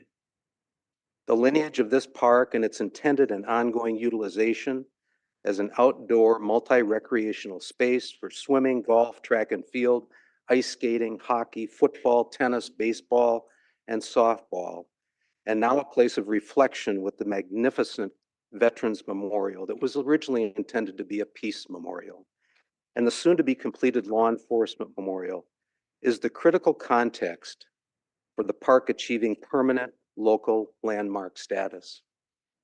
At least 5 of the 8 ordinance criteria are satisfied by this treasured public space, the common ground for all of us to enjoy. Only one of those factors needs to be established. Number 1, its character, interest, or value as a part of the development or heritage of Rochester. How can anyone argue otherwise? Number 5, its embodiment of a distinguishing characteristic, its symmetry, its utilization over the years as a recreational park for all to enjoy. 8, its location, scale, and other physical characteristics representing an established and familiar visual feature. It's Soldiers Field. Everyone who was born, raised, moved here understands the significance of that park, visually and otherwise. It was purposely built as a public park, and it's characteristic of the reform park movement of the early 20th century, as it was intentionally designed for play, exercise, and active recreation. Number 2, its location as a place of an historic event. On August 8th, 1934, President Franklin Delano Roosevelt came at the behest of the American Legion to honor the Mayo brothers who had given free medical health care to the veterans of World War I. Over 70,000 citizens from all corners of the state attended the event that took place on a temporary stage designed by our legendary architect, Mr. Harold Crawford. As I said to you in June, this is the most historic event to ever happen in our community. On July 17th, 1937, the famed University of Minnesota physicist and aeronautical engineer, Dr. Jean Piccard and his wife Jeanette, at the invitation of 2 Mayo doctors, used the football field at Soldiers Field for their historic scientific experiment with a gondola flight using 80 balloons. A crowd of 25,000 people gathered to watch this unprecedented event. The gondola named Pleiades took flight from Rochester, ascended 11,000 feet to explore the stratosphere, and landed in a farm field near Lansing, Iowa. Mrs. Picard assisted her husband, and she successfully piloted their 1934 joint flight into the stratosphere and is recognized as the first woman in space, the first woman astronaut. Number 4, it's identification with a person who significantly contributed to the culture and development of the city. Dr. Christopher Graham was the first intern at St. Mary's Hospital and became the second partner in the Mayo medical practice. He was an agricultural enthusiast who donated the land used for the Olmsted County Fair, now known as Graham Park. The ground of Soldiers Memorial Field was sold by Dr. Graham and his wife to the American Legion to recognize the soldiers who died in World War I. It is undeniable that Dr. Graham was one of the most influential and significant individuals in our city's history, arguably the equal of the Mayo brothers and Dr. Henry Plummer. You In do have closing, just about 30 seconds. thank you. In closing, Soldiers Memorial Field is important and is historic. It has always reflected the elements of the city's cultural, social, and visual history. By safeguarding and protecting this unique, iconic, multi-recreational park, we will enhance our appeal to residents, visitors, and tourists. It will foster civic pride in the beauty and notable accomplishments of Rochester's storied past. What a wonderful legacy from our generation. Thank you for your consideration and thoughtful deliberations tonight. Thank you, Mr. Lund. Barbara Hudson. Okay. I know this is powerful. We do not allow applause in the council chambers, so thank you. Barbara, please introduce yourself and you have 5 minutes. I'm Barbara Hudson. In 1927, the American Legion deeded the Soldiers Memorial Field property to the city of Rochester with the understanding that the land was to be used as a public park with recreation facilities for our youth that would encourage amateur athletics, and the park would be dedicated to the soldiers of all wars. I come from a family with a long history of veterans. Both my grandfathers died in their 20s from injuries sustained in World War I. 2 uncles died in their 20s in World War II. My dad and his brother and several other uncles served in World War II. Another uncle served in the Korean War. 2 of my brothers served in Vietnam and haven't been the same since. I just buried another brother last July in the VA cemetery in Preston. He served on the DMZ in Korea in the 1980s. Veterans are the soul of this country. We would not have the United States of America without them. Soldiers Memorial Field Park is sacred ground. It defines the true meaning of integrity. A landmark site is more than just a building and recreation. The Soldiers Field land was donated 100 years ago so that we may perpetually honor our fallen heroes who have given the full measure of their devotion to our democracy and freedom. Just last week, a ceremony was held on this sacred site for 3 American soldiers killed overseas in Jordan. At the very least, Soldiers Memorial Park Field deserves recognition and dedication from our own city leaders as a proud and respected Rochester landmark. Anything less implies that it's just not held in the highest regard by you and not worthy of the recognition it deserves. Thank you. Thank you. John Johnson. All right. Casey McGregor.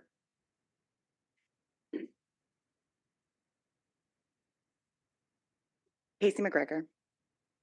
Who allowed the changes to happen from this to be a landmark? You know what? It doesn't even matter as long as we hold this as a true landmark.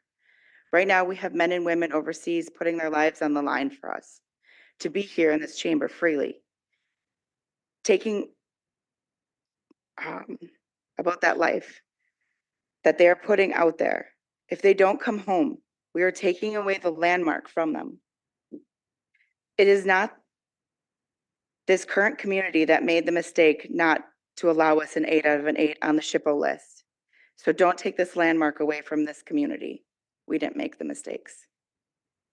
Thank you. Sean Kettlecamp.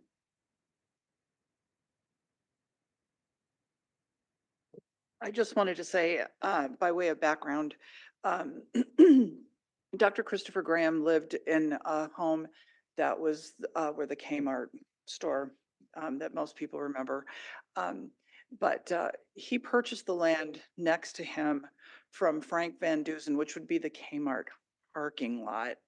And through Frank Van Dusen, he was able to buy the land that had belonged to his father. So this included all the land south of that to 16th Street, Crossroads Shopping Center, and Soldiers Field Park and Soldiers Field uh, Golf Course. And just adding a little bit to what Judge Lund was talking about, in those early days, that land was used as a few times as the state fair because it kind of wandered about the state and until they got a permanent fairground. And so it really does have such historical significance, and anything that's been added to it and things, that have changed have just enhanced its historical significance with the memorials and so on and so forth. But really, I think what a lot of people are afraid of is without a landmark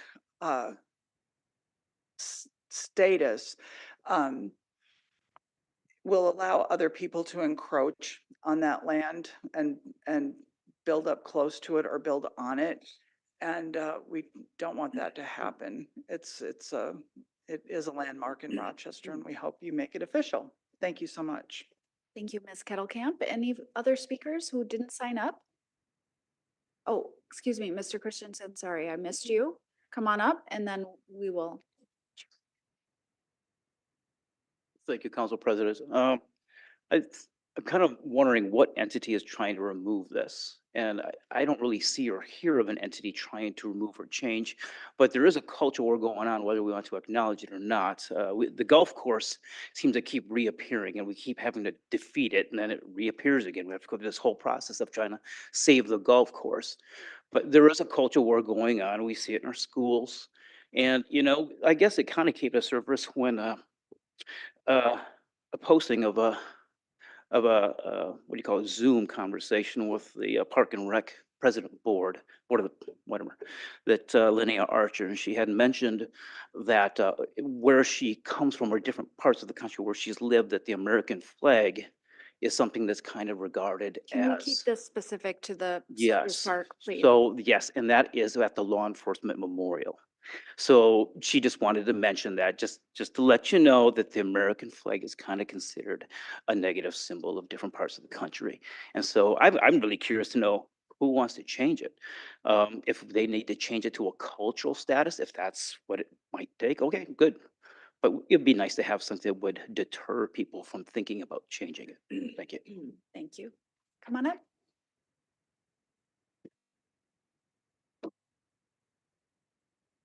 Council and Mayor, I came here for a different reason. And Can you introduce yourself? my name is Graham Cameron. I want to speak about my mother. She never lived in Rochester. And when she was old and frail, she would come down here and visit. On the memorial, Soldiers Field Memorial, you see all the different wars and all that, the explanations. There's a little section up there, and it's about some people that were involved in code breaking during World War II. Well, my mother was one of them, and suffice it to say, she was given a medal by Congress that was not public in the 1940s. She was recognized by a National Security Agency in the 1990s. That was public. Because of the war, she had both physical and psychological disabilities, if you will. And I just want to let you know that as someone who had to grow up with a mother, she was a great mother, by the way, but with those problems that you can't even talk about, it gives me great relief when I ride my bike and I can go touch that little thing. And I want you to know that I know there's many other families that have many different stories, that they can go touch their little thing on that. That's all I have to say. Thank you. Anyone else interested in speaking? Please introduce yourself. You have 5 minutes. I need 2 minutes. Okay. My name is Mike Reeser. I was with American Legion Honor Guard. And Gene Iden, I don't know how many people knew Gene Iden, but he passed away at Christmas Eve, and he was our bugler for many years. And Gene, when he was 90 years old, he still did 150 funerals. The VFW not only did them for the American Legion, he did them for the VFW. Was very active in veterans support organizations. Well, anyway, Gene passed away, and 2 days before he passed away, he was still driving across town, 93 years old, and he blew taps for us. Well, anyway, Gene would be appalled if the designation of Soldiers Field changed. And I just want to, I know a lot of people in this community knew Gene. He was a popular teacher at Leward High School for many years, but he was also very active in a lot of veterans organizations. Thank you. I'd just like to thank this lady here too for her contributions. Anyone else? Come on up.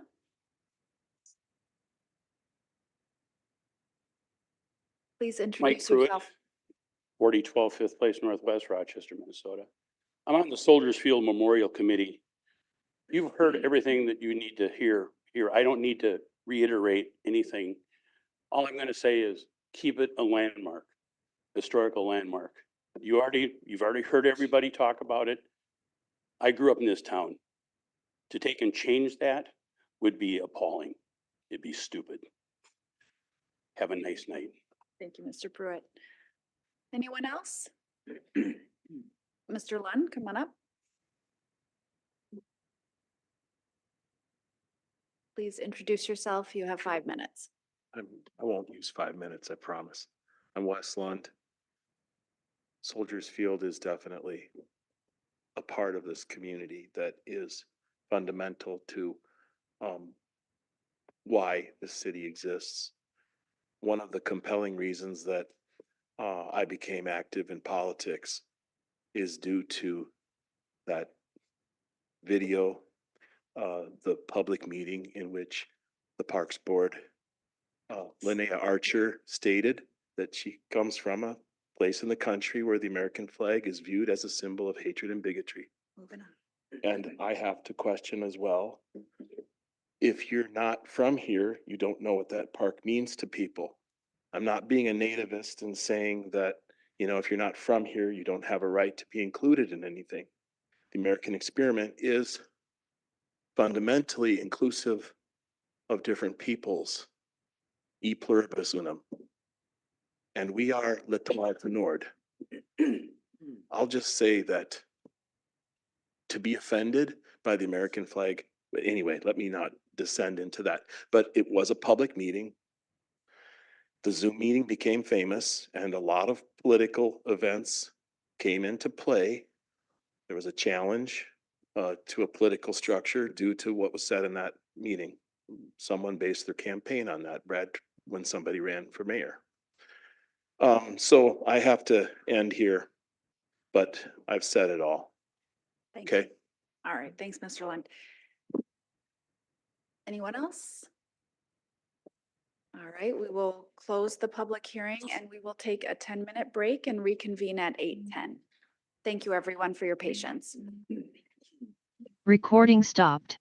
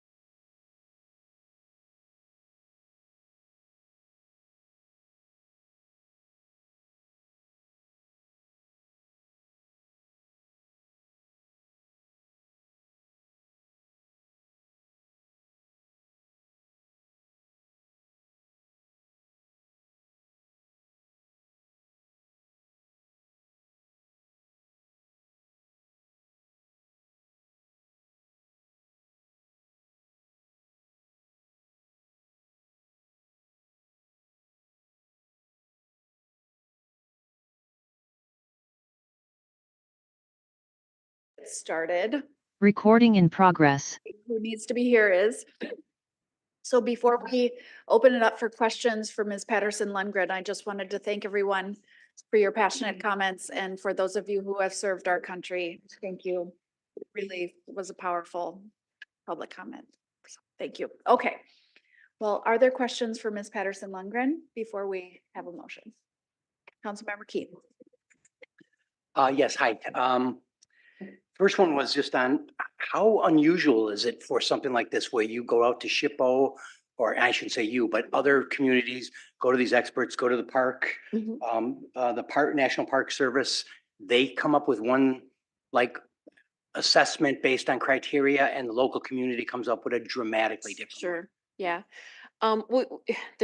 So the State Historic Preservation Office, or SHPO, actually reviewed the property twice. One department within the SHPO reviewed it from the standpoint of whether or not the grant funds, because they're federal grant funds, and they reviewed it to determine whether or not it met National Register eligibility. Because if it does, if the property meets that eligibility, then they review the proposed project for which the grant funds are being used, right? And they determined that it didn't meet National Register. State statute requires that when local designation happens under our local program, that we inform them that we're reviewing it, and we allow them to provide a comment. So that was the second letter back. In both of those cases, the State Preservation Office, or the SHPO, indicated they felt like the property didn't meet the criteria for designation under the federal or the local program. Yeah, I think it's pretty unusual. Really? I mean, I'm Yeah. serious. I'm not Yeah. involved in a lot of these. Is there something about being local that makes it much more important to you, and they're working off standards, or is that, it might be a common thing? Yeah, I think that, I think again, they're looking at the historic integrity, and I think that for folks who have passionate feeling about a location, a property, a site, that's kind of a hard concept to understand, the sort of more technical, sort of cold view of whether or not there's historic integrity. And again, when we use the term integrity, I think that confuses people, because obviously there's a lot of emotional and integrity issues dealing with what the site represents. Okay. So I think that's, it's somewhat confusing sometimes. Okay, that answer your helps. question? Second question, just, it seems that both residents, but mostly veterans, have come to the point where they believe our parks, Park and Rec Department, and our city not only isn't like on point with protecting Soldiers Field, they think we're going to encroach on it and take things away. That's what I'm finding in the discussions that I have. Without getting into the reasons for that and the different things that have happened over the last 5 and 10 years, if it did have local landmark registration, what type of protections does it really get? Sure. Yeah, so if you do choose to landmark the property tonight, in your packet, I identified, and the HPC was clearly identified the features that they felt were contributing to the historic nature of the park. So those are the features that we would look at if there was any proposals for change, whether it, and ultimately as a city property, it's the city council who gets to, determine budget and ultimately what happens with city property. And then of course, the park board and Park and Rec Department who determines, other more minor changes that happen within the park. If we could get a little more practical. Okay. Like if we were going through the thing with the golf course or putting the trail in a year ago or whenever it was, would that discussion have to change because it was because the park was on a landmark designation, or it just doesn't affect it because that part of the golf course or that part of the trail had nothing to do with the designation? Yeah. So let me answer this way if I can. If that discussion were happening after you landmark it, and I had the list of elements of historic integrity that the HPC has put together, I would say, okay, does that project, whether it be the trail, whether it be the pool, the pool, does that affect any of those? I think there were 4 elements that they identified. Does it affect that? Does it affect the general layout of the park? let me just open that document here. Okay. Apologize. And, sorry, wrong item. Okay, again, I'm just trying to get a feel that if there is some significance that the boundary, I mean, it would be like, it cannot change now, or Yeah. it's really just the choice of 10 years from now, who's ever sitting up here or who's ever on the HPC. Is that Yeah. kind of how it?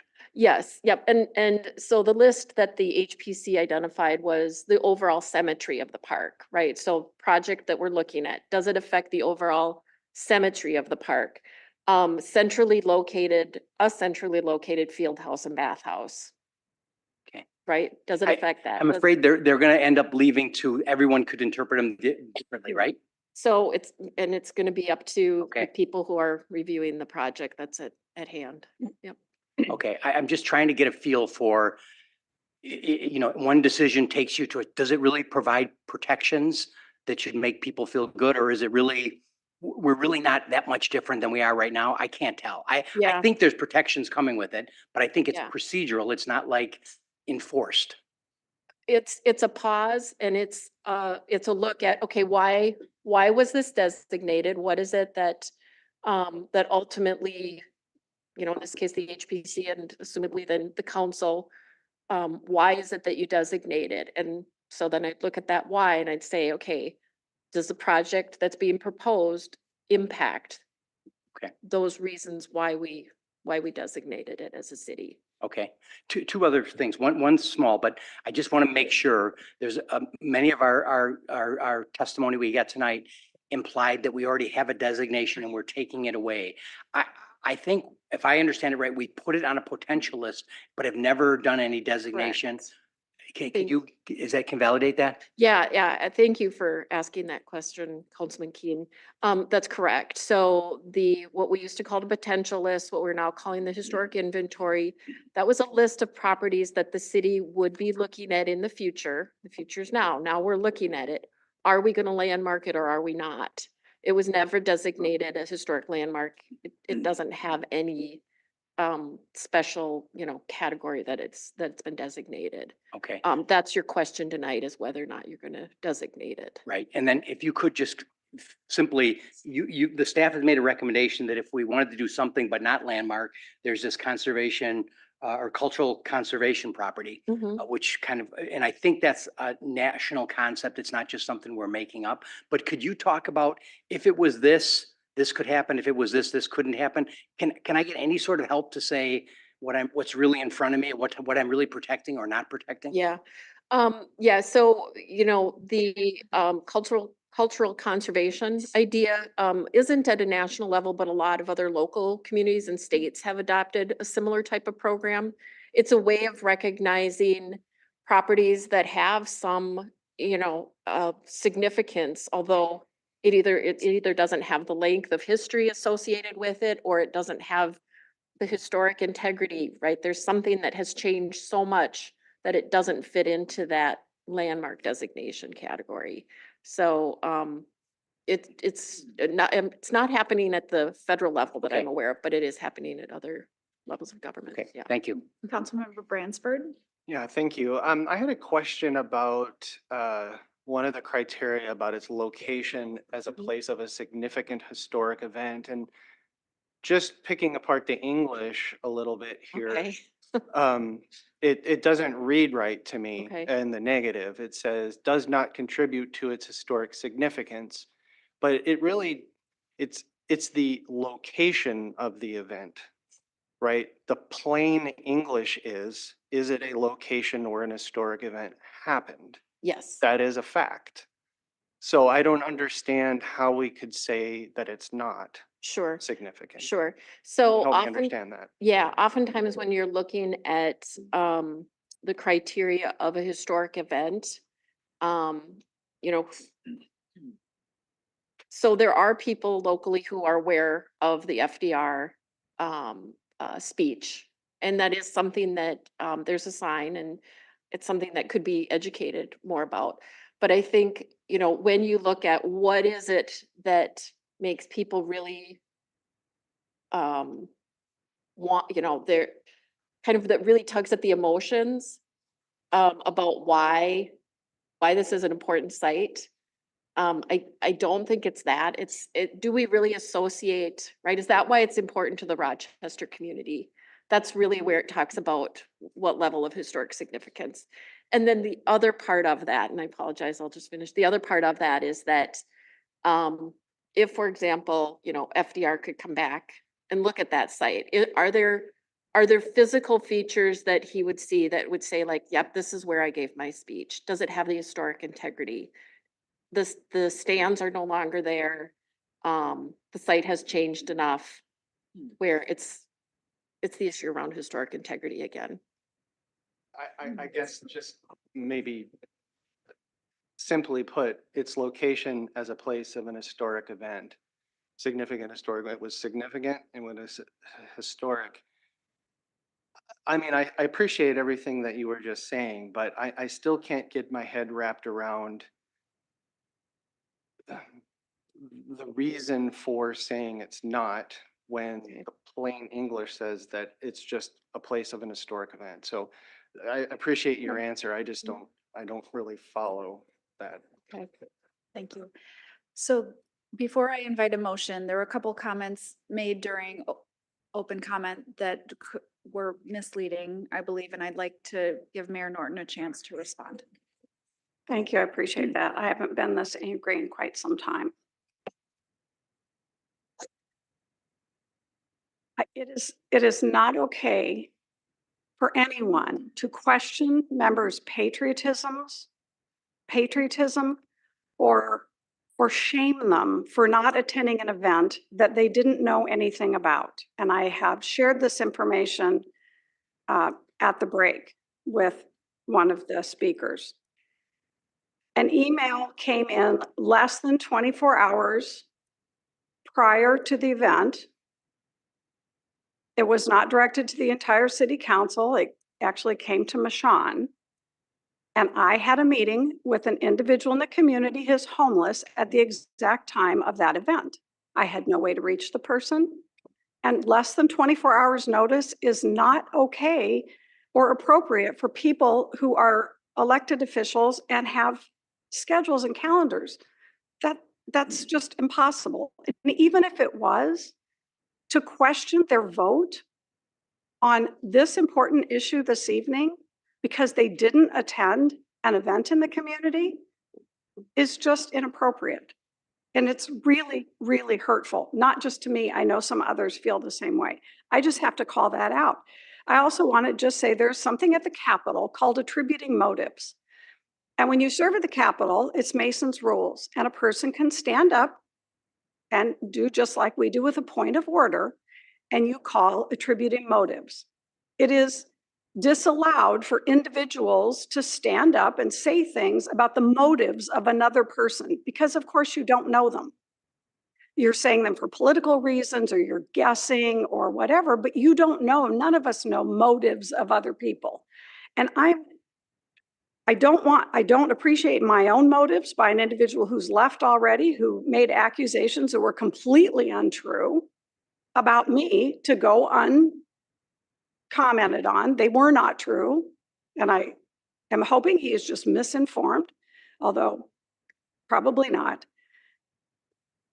But it is inappropriate to mention an individual in this community who served on a commission as a volunteer, who made a comment that has now been taken out of context and motives attributed to it. We may not do Mason's rules, we do Robert's rules, but I just have to say, I've never been so disappointed in comments made to this body who's here to serve you. They will make the very best decision they can based on the information they have, but to question their patriotism, to question their motives, please. It's just not appropriate. And so I'm really quite upset. I haven't been this upset for a long time. And I just wanted to say, please don't do that to anyone, but don't come in here and, assign motives to someone who's not here to defend herself, for one, or to me, and they're not true, or to anyone in this body who's doing their darndest to represent this community in the very best way they can. Thank you. Thank you, Mayor. All right, with that, I'd invite a motion. Councilmember Kirkpatrick. Thank you. I believe I made this motion several months ago, and I'm excited to make it again. I'd like to move to designate Soldiers Memorial Field Park as a local historic landmark, directing the city attorney to return with an ordinance to the council. Second. It's a battle to the second. Yep, Councilmember it is. Kirkpatrick, you're up. I want to thank everyone for speaking this evening. It was heartfelt and very moving. I appreciate it. The boards and commissions that we have are about the people in this community. The folks that serve on the boards and the commissions in this community, they are mayorally appointed by Mayor Norton.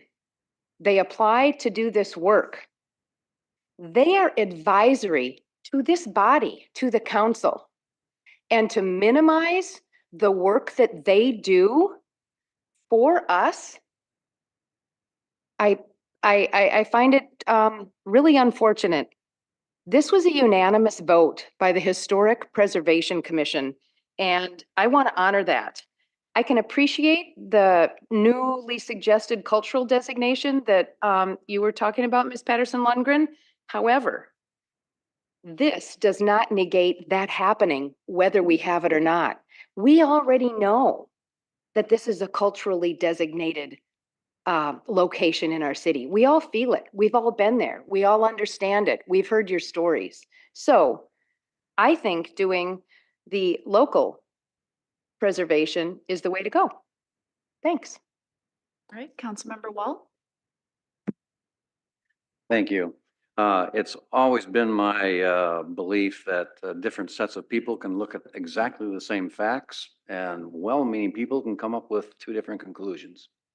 That would be the case between the Historic Preservation Commission and the city staff recommendation. It can be the case of the University of Wisconsin-Milwaukee experts versus the final SHPO recommendation. So I don't necessarily think that there's any specific right or wrong depending upon expert opinions. I agree with Ms. Kirkpatrick about honoring the HPC, who has worked long and hard on this. It will be my pleasure to vote yes. I did last Thursday stand in the bowl of the Soldier Memorial, listening to the bios of the three fallen soldiers in Jordan. I believe that that memorial will be 50 years old someday, really only a couple decades away. If even that part of the park is not currently old enough, although there have been exceptions made for historic preservation in other cities for less than 50 years old, it will be 50 years old someday. And it is a shining star for our community. So I thank you veterans who have long contributed to this and to a community who has honored that. Thank you, Mr. Wall. Well said. Councilmember Bransford.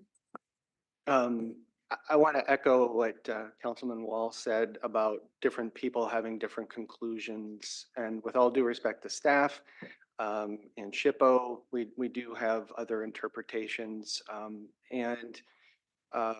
But what I wanted to say was thank you to the speakers who, yet again, what an education for me to learn so much about the history. So I wanted to thank you for your heartfelt words. And I wanted to give Judge Lund a shout out for going through all of the criteria. I found that very interesting and very eye-opening. And it's, again, different people have different conclusions. I happen to feel that his recitation was quite germane and quite adept. And in no large part why I'm going to agree with it being designated as historic. Thank you. Councilmember Palmer. There is a couple of bronze plaques that are down at Soldiers Field, and I'll just read from one of them right now. Meeting a long felt need for a golf course and a well-equipped athletic field to promote community welfare, the William T. McCoy Post number 92 of the American Legion in the summer of 1926 purchased from Dr. Christopher Graham this tract of land. The contract for the purchase was presented to the city of Rochester on April 11th, 1927 by the American Legion Post under the commandership of Gregory Philip Gentling. Further development was made possible by Dr. E.S. Judd, who gave to the city the present field house, which provided facilities for the high schools and today in part of the bathhouse for the swimming pool. On August 12, 1951, the recreational area was formally dedicated to the youth of Olmsted County and the memorial monument erected as a crowning achievement near the entrance of the park to the memory of soldiers of all wars. And that was done on August 5th, 1964. So to say there's a sign, this is a bronze plaque. I was born in 1959. They've done a lot at Soldiers Field. To even think that this isn't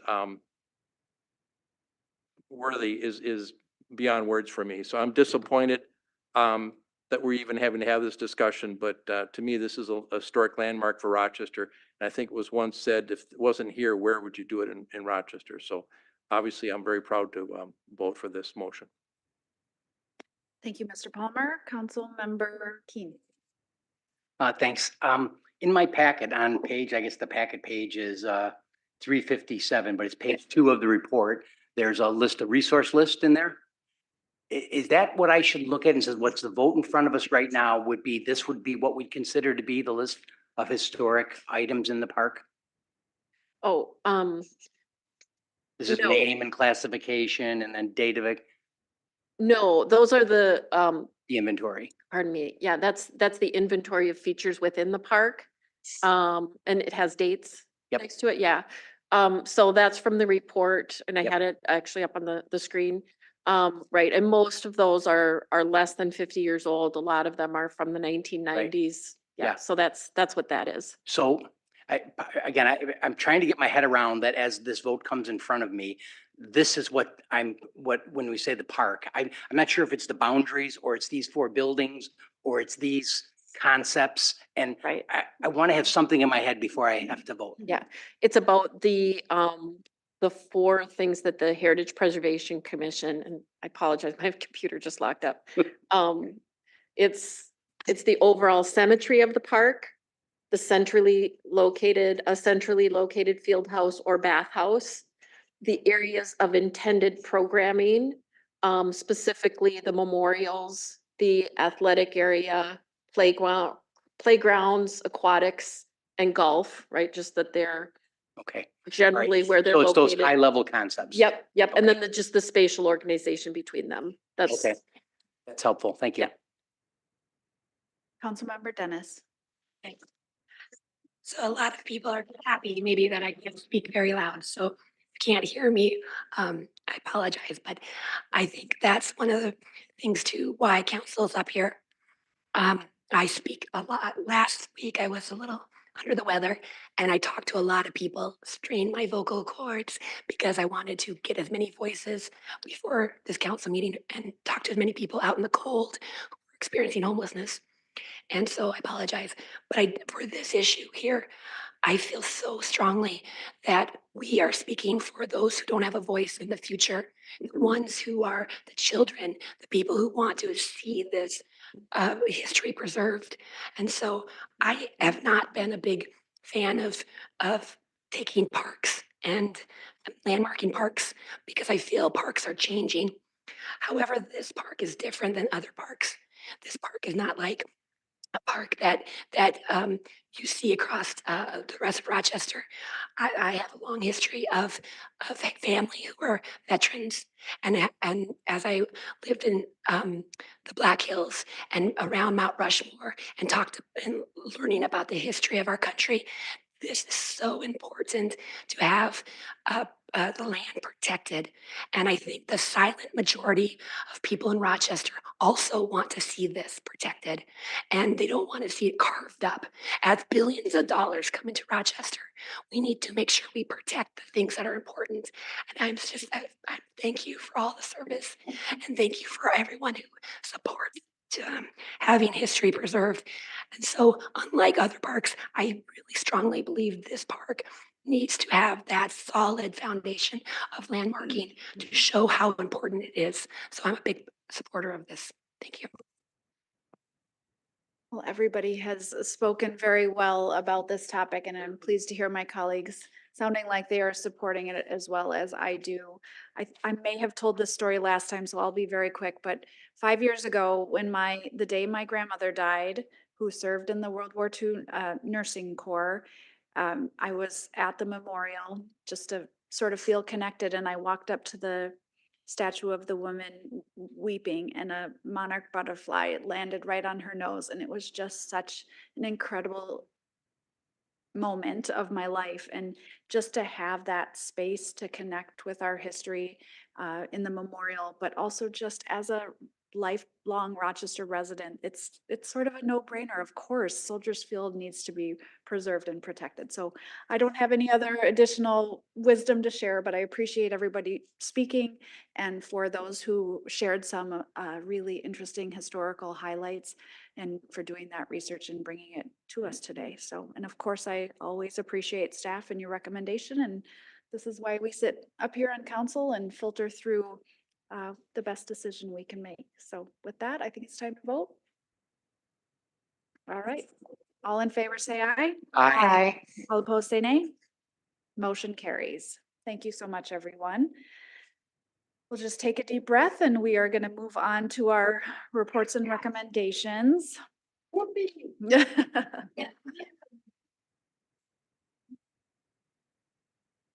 And we have item H1, which is the reconstruction of 7th Avenue Northwest from 7th Street Northwest to 10th Street Northwest, project number J7837. And Mr. Dombrowski is here to take it away. I think. Yeah. I am here. Okay. Good evening, Mayor, President, members of the council.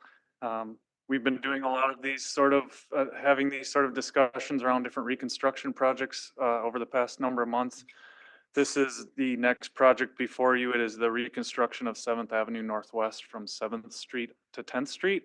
The project is originally being driven by aging utilities that range from upwards of 85 years when we look at the water main, and sewer that's nearly 80 years old, and storm sewer that's in the 70 to 80 year range.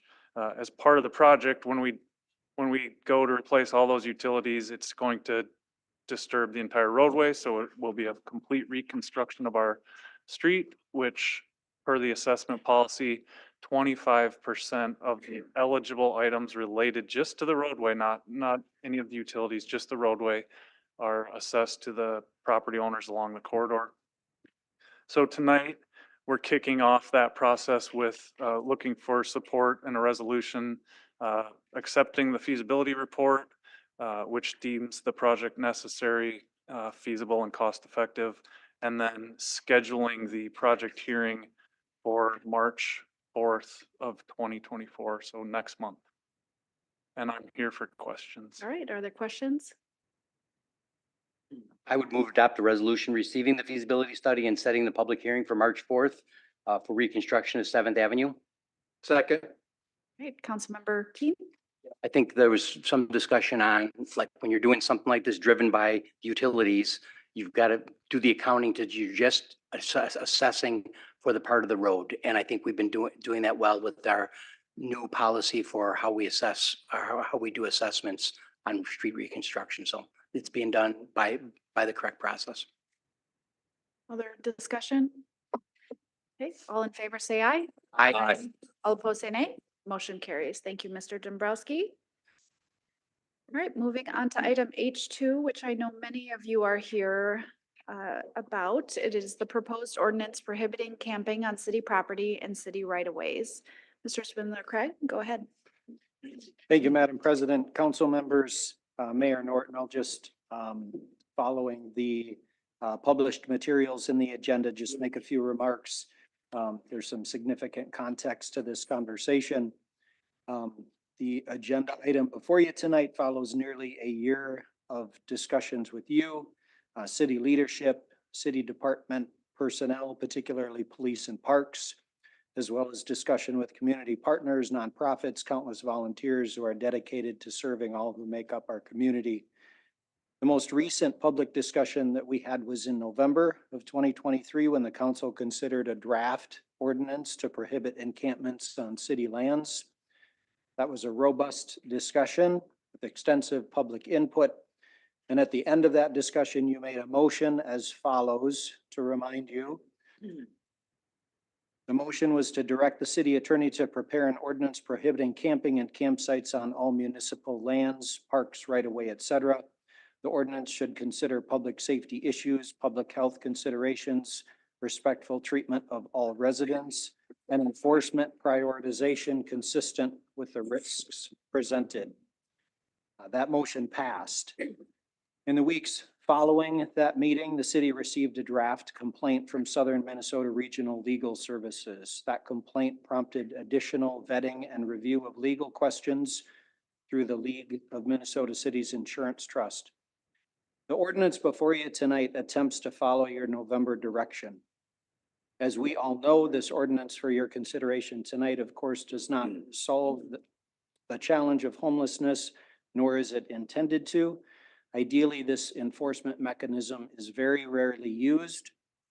As your discussions have recognized and many public speakers spoke to tonight, the more important conversations, housing, resources, policy, new ideas, etc., will continue to play out. But in the meantime, law enforcement officials have told you that they need this additional tool to help them manage the challenging dynamics of encampments. I do want to briefly talk about the dynamics of prosecuting these types of offenses, something that you just may not be that familiar with. And there's been talk about criminalization of homelessness and what that means. There's been some focus on this language about 90 days in jail or $1,000 fine. That language is required with any misdemeanor designation of an offense.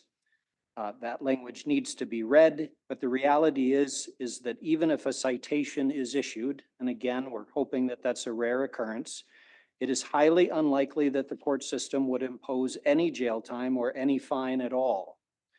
Or if a fine is imposed, the court always allows community work service as an alternative.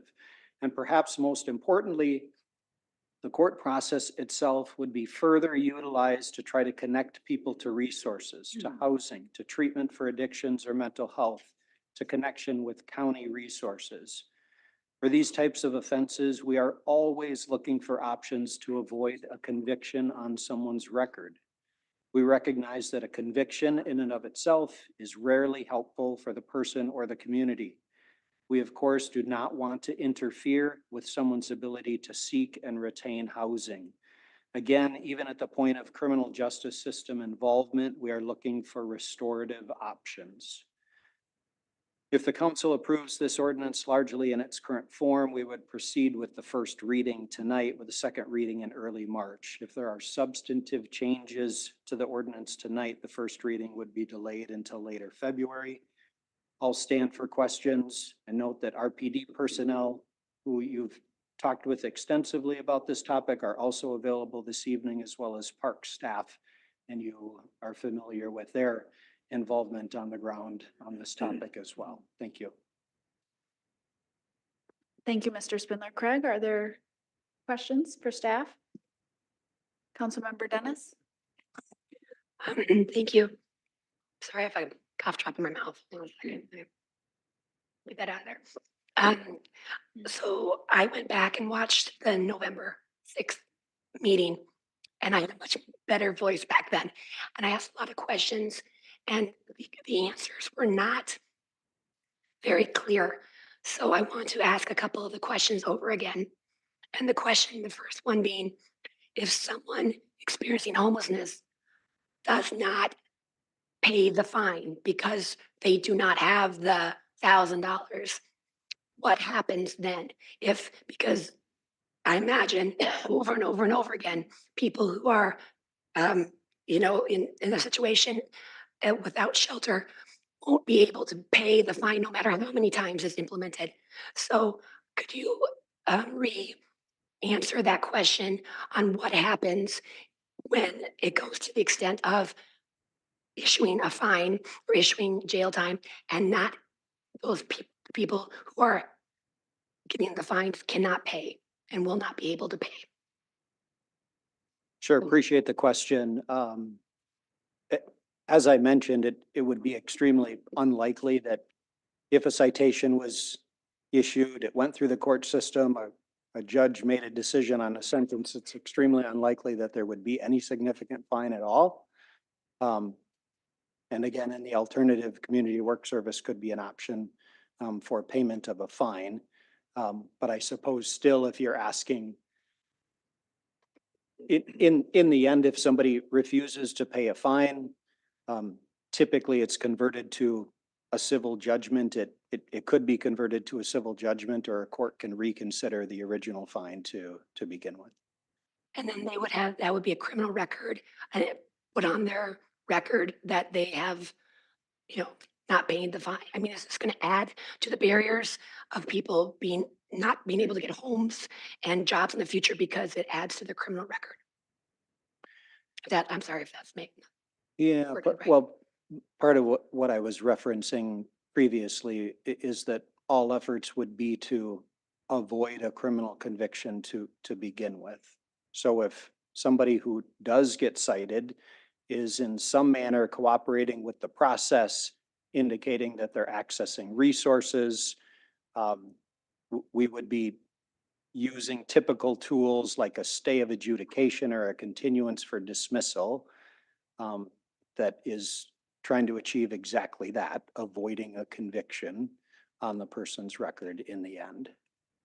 It's really, to be honest, with these types of offenses, the extreme examples where perhaps somebody completely disengages from the process, doesn't participate at all, wants no help, tells the system to buzz off. Those folks could end up with a misdemeanor conviction on their record.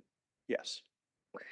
And then when we look at the DEI aspect of looking at even here in the ordinance about the disproportionate number of people of color who are experiencing homelessness and thus would be experiencing fines and criminalization, it seems very subjective, because when a lot of this wording, you just mentioned highly unlikely, how is this what kind of parameters to make sure that this ordinance is not subjective, that someone who is a white woman who has her dog with her and can't find home places because there's no place that takes her dog, versus someone who is a person of color. I think there's just such a subjective situation on who's going to be criminalized and who's not. So what is it putting into place to make sure that it is a across the board, not a subjective ordinance, that everyone's treated equally when this kind of situation happens? Sure. That was a long explanation. I'm sorry. No, I think I understand the question, and RPD personnel may want to contribute to how enforcement is engaged in on the ground. But it is important to recognize that the ordinance itself doesn't say anything about DEI dynamics or considerations. There's maybe some misnomer about that. And the criteria for issuance of a citation and what needs to be covered by law enforcement before a citation could be issued are not actually subjective. They're fairly objective. So that hopefully would give you some additional assurance. But I would also defer to RPD if they want to more specifically try to answer your Okay, well, I'm question. not a big fan. I just want to ask these questions because I know some of them were asked before, but when I was volunteering. Councilmember, if I could chime in on that. Would you? Yeah, Yeah, okay, please. Thank you for the opportunity.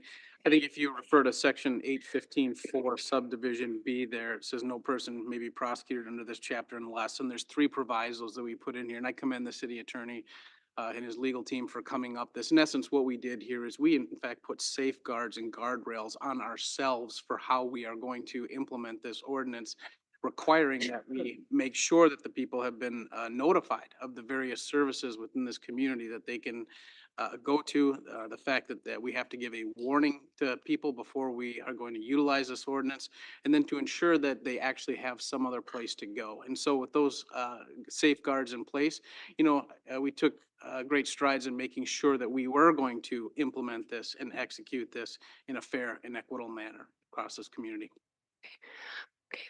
A couple questions too, like this gentleman who spoke earlier. Why was the this ordinance including vehicles? Because I see the people who have the perception of fear, and they come and they don't want people in the parks, and they complain, and there's a lot of issues, as you have mentioned. Vehicles, when I was in the school district, kids sleep in their cars and come to school. There's a lot of people who don't have family resources, but they have a vehicle and they sleep in their vehicles. And this, I believe, will really impact children and a lot of different other groups who would not be criminalized if it wasn't for this ordinance. So I want to know why the vehicle um, wording is put into this ordinance. Has that been a huge issue that needs to be addressed in this specific policy?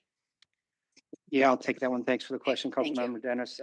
Again, the word vehicles in this, in this 3-page ordinance one time. Right after it says to camp means to set up or to remain in or at a campsite. All right, so sleeping in your car is not illegal by this ordinance, right? But what we have seen is people that pull up a vehicle and a fire pit and 3 or 4 lawn chairs and throw their trash all over and won't vacate when park staff tells them to leave. So again, that's why we felt it was important to include, and we're not even really as concerned about running vehicles that can move from place to place. But what we're seeing in other places, and when we've talked to experts from other places, is broken down trailers and RVs and those things. We really believe that,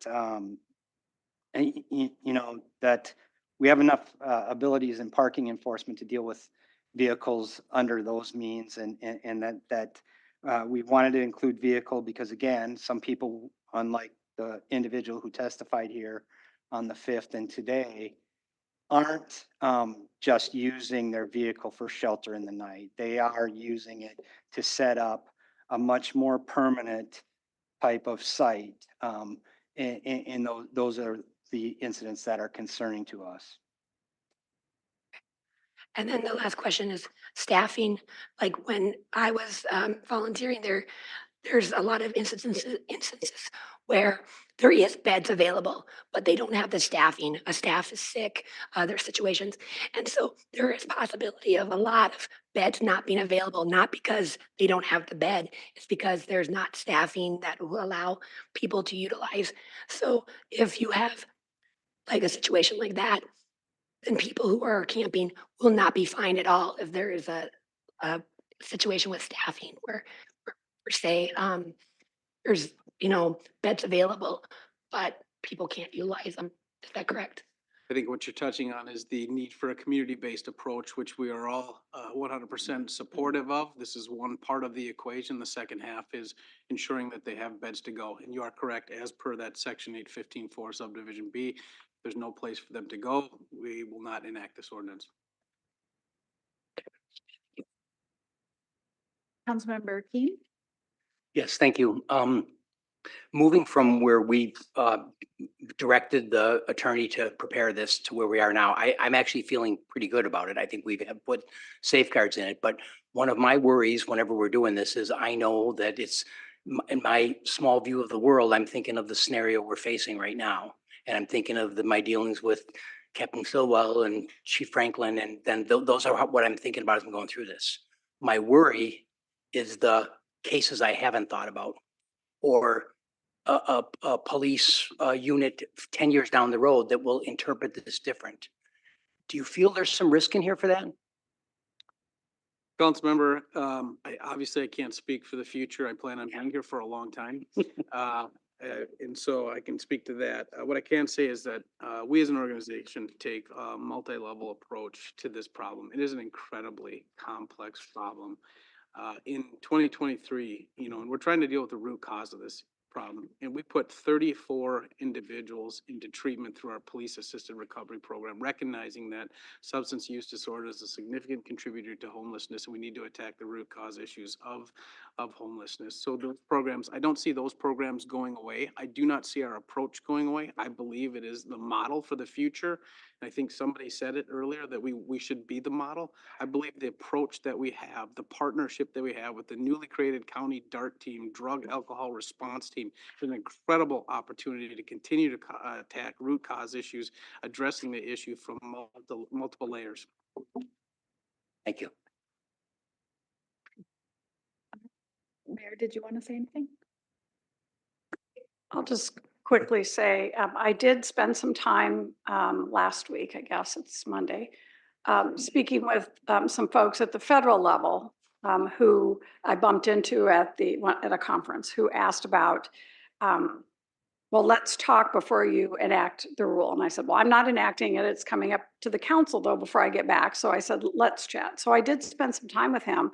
I forwarded his name on to the county. They were very excited to be able to speak with him. And he was quite complimentary about the approach that we're taking and the steps that we have taken to date, as well as the approach we're taking with law enforcement and our nonprofits. So I felt confident after I spoke with him and knowing that he is going to be working with our county, because Dave Dunn said he and I were going to call, that our multi-tiered approach and the new language that has been decided upon will allow us a comprehensive approach that's fair to everyone. And I'm just going to say, I'm sure you've heard these calls too, but just for the community, for the people who will not and have not been willing to accept treatment or the services that are being offered, we get calls of serious concern from families in this community who cannot allow their children into the parks or who've been exposed to needles or other behavior. So we are trying to balance the needs of those that are refusing care and treatment and housing, and children and families who have a right to use our parks. And so I think this ordinance has done a pretty good job of addressing all the concerns. And I will just say, as mayor, as long as I'm mayor, I'll continue to work with the county and with our nonprofits to make sure that we do everything we can to help those that are homeless and needing services. And I guess I'll leave it at that. But I know this is tough and I appreciate all the care everyone's put into learning about it and working on it. Thank you to the attorney and the law enforcement and the administration as well. Thank you, Mayor. Councilmember Palmer, a motion? Yeah, I'll make a motion to move to create the ordinance section 8-15 of the Rochester Code of Ordinances relating to the establishment of prohibiting camping on city property and city right-of-ways and giving Rochester Police Department enforcement authority related to such camping in city public spaces and directing the city attorney to prepare an ordinance for tonight for the first reading. Second. All right, Councilmember Palmer, you have the floor. It's been a long discussion on this. For me, it's a public health issue. Visiting camps and seeing what happens in camps is not healthy. We are working with the Olmsted County. They are the major person for permanent housing and temporary housing. And we did run this through the League of Minnesota Cities. We had a closed door meeting on it. That's what changed this. I think this is a good ordinance for us to move ahead. Thank you. Councilmember Wall. Thank you. I really appreciate Pastor Carl Eric Gentis' recognition that the city has tried to make this a better ordinance than the first one that appeared some months ago.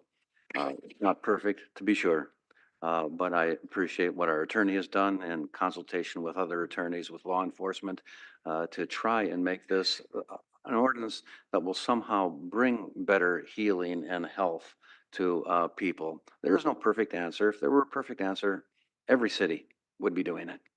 We're trying to move in a way that will bring people into better and healthier situations.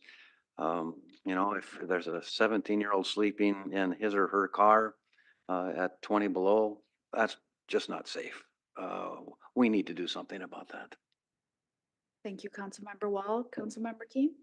Yeah, I just want to make two points here. One for the community that I wouldn't want any resident watching this and saying like, this is how the city of Rochester or the local government in Olmsted County is dealing with homelessness. This is one thing we're doing. Our Olmsted County Human Services and our our Housing Redevelopment Authority, they're the frontline workers with this, and they're the people dealing with people experiencing homelessness on a regular basis. They're responding to both short-term and long-term problems. And as we've heard from other people, this is not like how we're going to solve this. This is a deep-rooted and difficult problem with a lot of different legs. Even with the tools they have and the resources they have, one of the things that they feel they need that we can help with is they need people to want help. They don't, they need people to not have like to be comforted as much and trying to do it. And it's hard stuff. And I've watched parents go through this with kids. There's no good answers for it. The second thing I want to talk to is like, I've watched from a distance, like on these West Coast cities and how they've tried to address homelessness using, the lens of compassion and with policies to make sure people are like the homeless are in a comfort, in a safe place, and set up their own places. And I think after years of this out there, I think I'm seeing people come to the point of these policies aren't working. And I've seen some major things in California law where they're trying to say, we need other tools. Rochester doesn't have like an LA size or a Portland size problem, but we do have a growing population. And I think we are trying to react to it. And again, I hope we're smart enough to do something like this and then redirect if we need to redirect and do other things. But I really struggle with this one, but I think I'm in the right place. Thank you. Councilmember Keen, Councilmember Dennis, are you ready to go? Yeah, so, like I mentioned on the 6th of November, for every 50 people, there's 50 reasons why people are experiencing homelessness, and there's so many hidden barriers. And my heart hurts that this is even being proposed because this is not the solution. We definitely need to work. I know Mayor Norton, a lot of people have gone through conferences and explore different ideas, but to put criminalization of poverty is not what we need to do as a compassionate city. And I was looking through this and Captain Sewell, what area does it show about the in the sleeping in cars? What segment? I was kind of going through here trying to find that. It's just in the definitions, the Definition. 5.15.2. Okay. Thank you. So I am not a fan of this, and I have more to say about this motion, but I am not supportive of this policy at all. However, I want to make an amendment just in case it does pass. The amendment I would like to make is to eliminate the mention of sleeping in cars from this proposal. Because Okay, pause. Is there a second? Thank Or you. excuse me, just a second. I'll second that because that's a concern of mine as well. I'd like vehicles removed. Go ahead. Thank you for the second. Like I said, when I was working in Rochester School District, there was a young child who came to school sleeping in the car with his mother and siblings.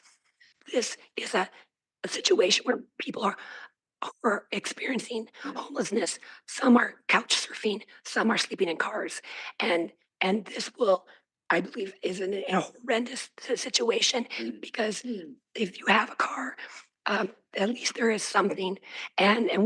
So I think by taking that out, at least that people who are struggling to survive. And again, I hate the word. I use hate but I do not like the word camping. Camping is a recreational activity. This is a survival, life or death in the heat and the cold.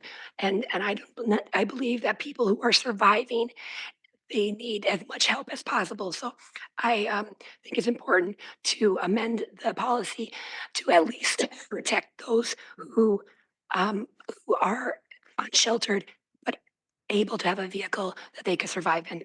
Thank you. Other discussion on the cars? Councilmember Keen? I just asked the city attorney or the police to comment on the amendment and just weigh in.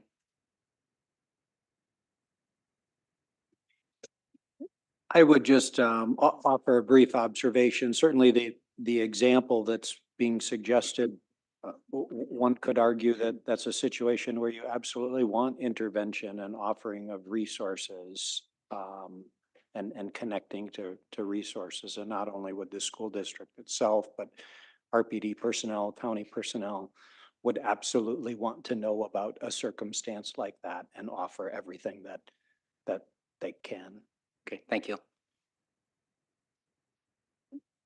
Other discussion?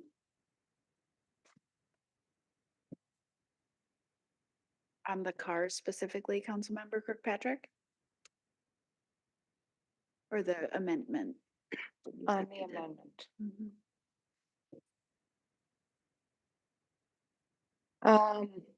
The Downses did a great job with the Conley Mass building. And before they did that, I actually lived in the tap room upstairs, the purple floored linoleum tap room with my son, who was 8.5 years old, because I could not find another place to live. We went to the Y to shower because that's what Olmsted County Social Services arranged for us. There was no place for us to go. I chose to leave a marriage on my third order for protection. I had to live in my 2000 Dodge Caravan for a period of time before friends actually offered me a place to stay for several weeks. After that, I was offered another place to stay for several weeks. After that, I decided, you know, if this divorce is going to go through, I perhaps need to go to school. So I enrolled in college. And I did it online because somebody else offered us another place to stay for about 1.5 years in a small town called Livingston, Montana.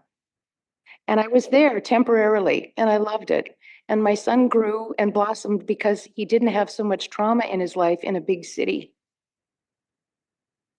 This ordinance is on the right track. This ordinance can help a lot of people, but it's not going to help everyone. My dad, who was with Narcotics Anonymous for I think a couple of years before he finally died, said, you gotta wanna. No one can make you wanna. You have to bring it upon yourself to put one foot in front of the other to make the change. But there are a lot of people that can't do that.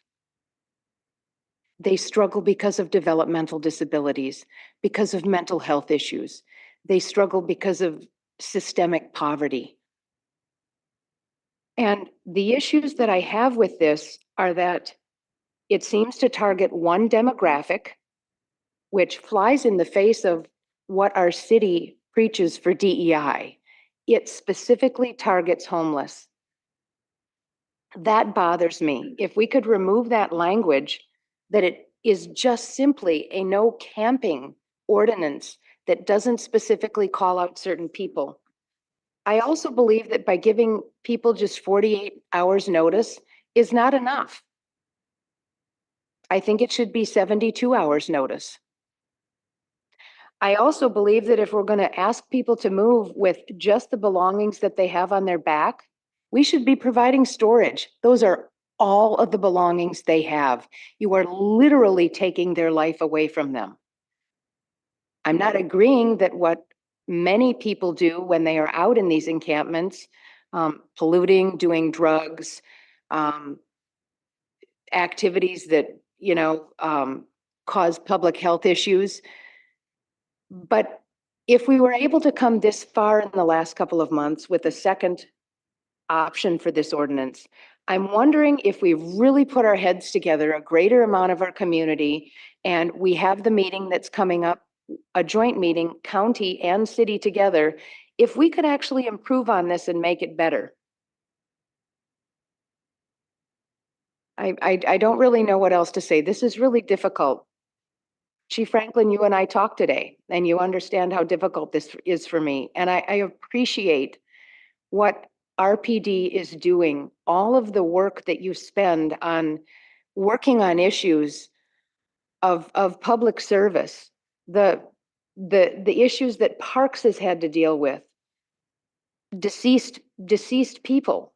It's difficult. This isn't an easily solvable issue at all, but I feel that this is a Band-Aid and perhaps not the right size Band-Aid.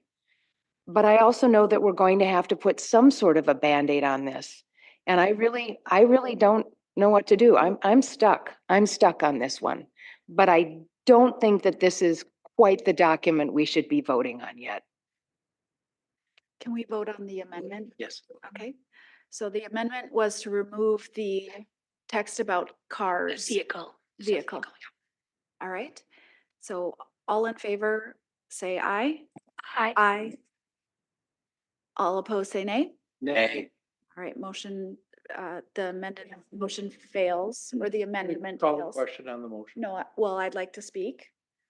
I think I'm the only one that hasn't spoken. All right, so I have already shared my perspective on the record, so won't say a lot. I will say that I agree wholeheartedly that we need a multi-sector collaborative approach to providing shelter and housing for those experiencing homelessness in our community. I think our city staff who are working diligently on this. I think the mayor who's been involved in numerous conversations to help us move forward in that respect. And of course, this includes our police department, and hopefully some funding will be passing later on this evening. So I understand all sides of this. As I've said before, I'll certainly support what our council decides. I firmly believe that our current police department and current leadership will enforce this ordinance with compassion and in good faith. I still cannot in good conscience put my vote behind this becoming law that could be interpreted differently by future staff or judges. So we will vote. Do we Roll call. roll call? Clerk Geisler, please call the roll for the motion as made to approve the two parts of this. Sorry. Councilmember Kane, Aye. Councilmember Bransford, Aye. Councilmember Wall, Aye. Councilmember Kirkpatrick, Nay. Councilmember Palmer, Aye. Councilmember Dennis, Nay.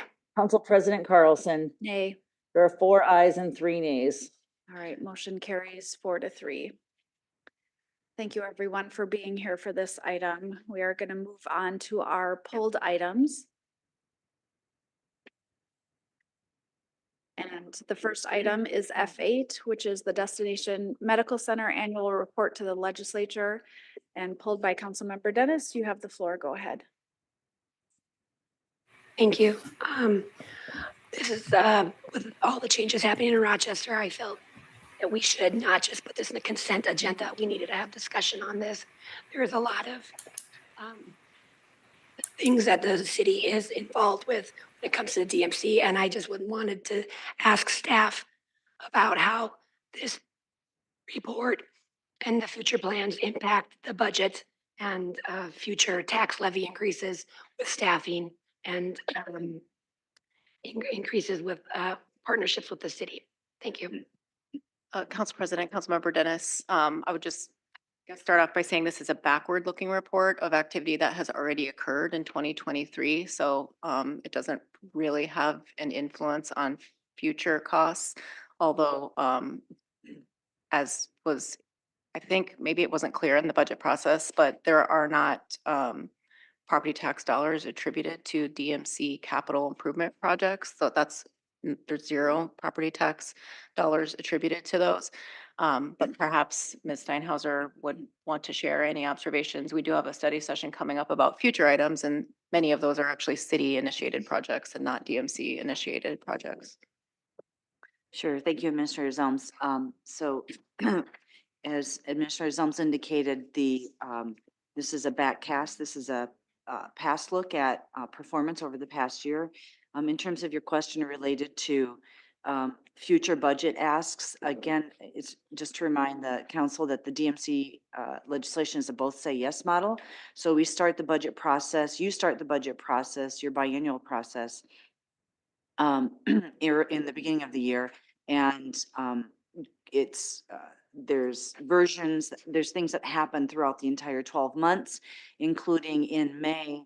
Internally, our team comes together with the DMC team to start to identify potential budget. We affirm what's in the 6-year CIP, make a recommended changes to that. We look at new initiatives that are coming on board. We go through a process that includes representation from this council and DMC board members in a small group that help with the guidance of staff to help put together that DMC recommended, city DMC dollar recommended budget that comes before you in the fall, and as well as the DMC board, usually at their September board meeting, I believe. Is that right? And then ultimately you adopt a budget in November and December of each year. So it's a both say yes model.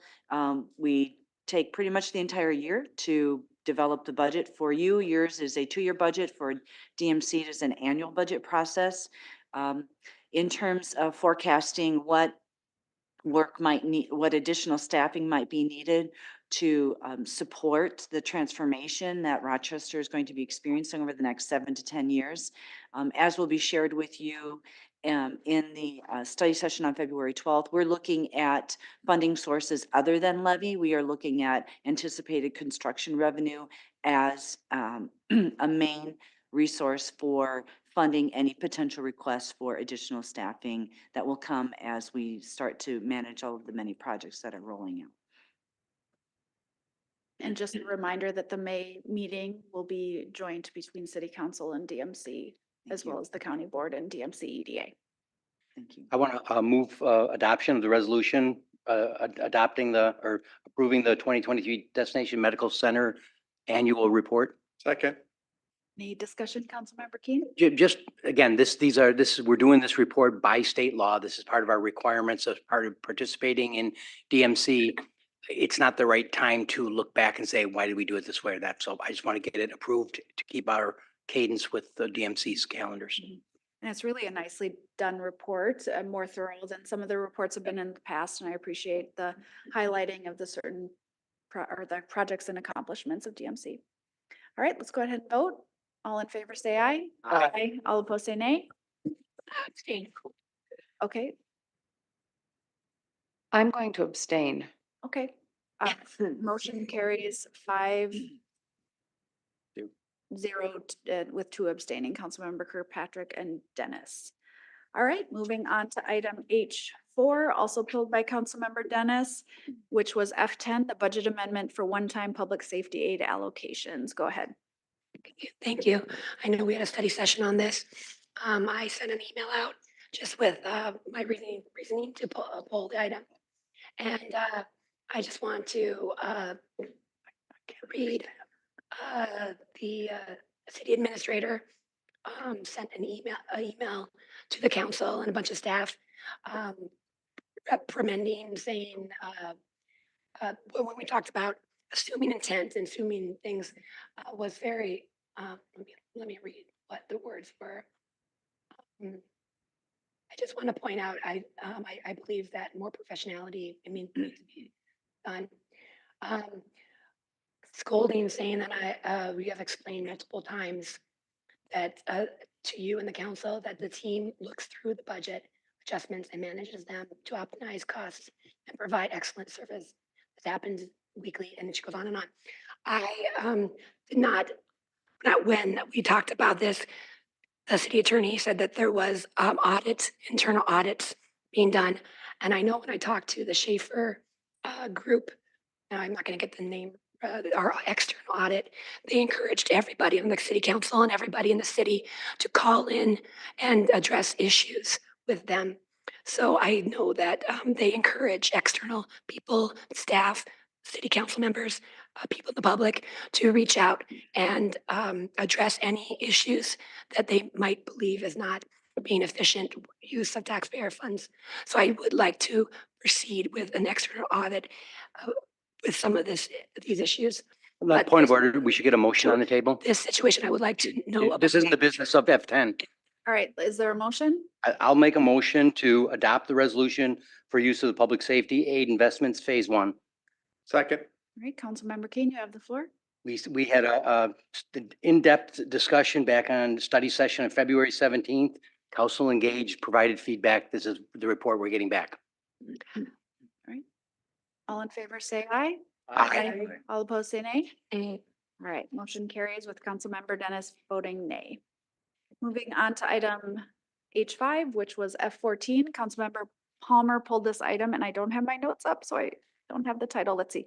Contract with Fitzgerald Excavating and Trucking to construct multi-use path along 6th Street Southeast from 3rd Avenue Southeast to Canadian Pacific Railroad, then south to 20th Street Southeast, project number J4692. It's got a very snappy title. Mr. Dombrowski is here to answer any questions, but go ahead, Mr. Palmer. I'm going to move approval of F14, please. Second. And Mr. Dabrowski already had a discussion with me about it, and it's an unusual trail, that we're spending some of our taxpayer dollars, but the reason for that is this project's been in the works for over 10 years. It's connecting trail system in an area that really needs to have that connection to make it safer for people to travel. And working with the railroad is always fun and productive, and we look forward to more working together with the railroad to move the needs of Rochester ahead. So I'm glad that we're doing this. Well, thank you. That was unexpected. All right, Councilmember Kirkpatrick. I never knew the railroad was fun to work with. All right. I'm This railroad is very fun to work with. okay. I'm excited about this trail going through. I think it's gonna really be important for a lot of the folks on the southeast side. However, I do have a concern about the amount of trees that are gonna be coming down. I've walked this route personally 3 times, right next to those boxcars that are sitting there. And when you remove a bunch of living material that is helping to clean the air and block a very industrial view, I think there's going to be some issues. So how many of those trees are slated to be removed to put this path in? I know on the southern end, there's a lot more room than there is on the more northern end. And there's some significant sized oaks in there. I'm quickly pulling up the plans. Yes, Councilmember Kirkpatrick, thank you for the concerns. We obviously in Public Works also don't like taking a lot of trees out whenever we can avoid them. In this instance, the railroad has very strict rules about where we can place this path and how it's going to fit through the corridor. So yes, unfortunately, we are going to be removing a number of trees. I would say, you know, some of it's more kind of scrub brush, but like you know, it definitely can block the view shed. So currently identified in the plans, there are, bear with me, there's approximately 48 that will be removed. All of them. It will feel more like that, yes. And I don't, like on most projects, we're planting more trees as we're taking them out along our street reconstruction projects. However, we're not, we're working in this very tight space. That's not an option for this project. And there's no other option to do this path in another area. Not currently. And there's no capacity to replace the trees because they will eventually encroach on the space that is the trail and that railroad area. That's a bummer. But well, yeah, on so many ways. I mean, on so many levels. I mean, so many levels. Yeah. Yeah. Thank you. Right, ready to vote? Yep. All in favor, say aye. Aye. All opposed, say nay. All right, motion carries. Thanks for sticking around, Mr. Dombrowski. All right, we are moving on to CIA tonight, which is informing the city council on the progress of providing single-family homes in Rochester, Minnesota. Mr. Palmer, go ahead. Well, thank you. This should be pretty quick and painless, but last week on page 31 of our action plan, was needed that we need to have 960 owner occupied homes built every year between now and 2030. And so in talking to a lot of different people, there's some things that would be important for us to watch. I think Mr. Keene said, you know, what matters gets measured, or measured gets mattered, or whatever, how that statement goes. And so I think it's important for us as a city council to understand how many single family dwelling permits do we have going, how many residential lots we have. In the 950 lots that we do have, I'd like to know where they are. I think the city council should know where they are, so we can plan on that. So all we're asking is that on a monthly, either report or whatever, however it's convenient for the staff to do, give us the number of lots, give us the number of single family permits, and then after the map is done, of the platted lots, just whenever they add one every month, that would be nice to know. And so that's what we're looking for. In doing this, I found some research so that's the ask. That's what we're asking the staff to do. But I'm also going to ask, in 2017, we did a survey from planning and zoning, and it showed some interesting information I think would be valuable to us. A half of our single family dwellings were 80% or less for AMI, and a quarter of our dwellings were 60% AMI, and 8% were single family rental. And so it'd be nice to know what today's numbers are on that. And since we had that map done in 2017, I don't think that would be a hard map to do. So the original ask is for those residential lots, the single family dwelling permits, and a map of where the plotted lots are. In additional to that, I'd just like to know where we are with our existing homes and how many of our existing single family dwellings are rental. And I'll stand for any questions. Councilmember Kirkpatrick. I'm sorry, but just point over, you mentioned three things, residential permits, plots, or residential lots. Residential permits and then residential lots? Yes, and then the map of the plotted lots. Okay, thank you. Thank you for asking. Councilmember Kirkpatrick, did you not? Thank you. No, Okay. I yielded to Keene. Thank you. Okay. Ms. Steinhauser, do you recall the CIA that I did mapping the 30, 40, and 50%? And you encouraged for me to do that because you felt that data would be really useful as we move forward with housing. Is there any of that data that can help meet Mr. Palmer's needs or answer his questions? Thank you for the question. I do believe there would be. At that time, as I recall, when we talked about that and thought it would be valuable, we weren't looking at it on a monthly basis. We were looking at a maybe annual or semi-annual basis.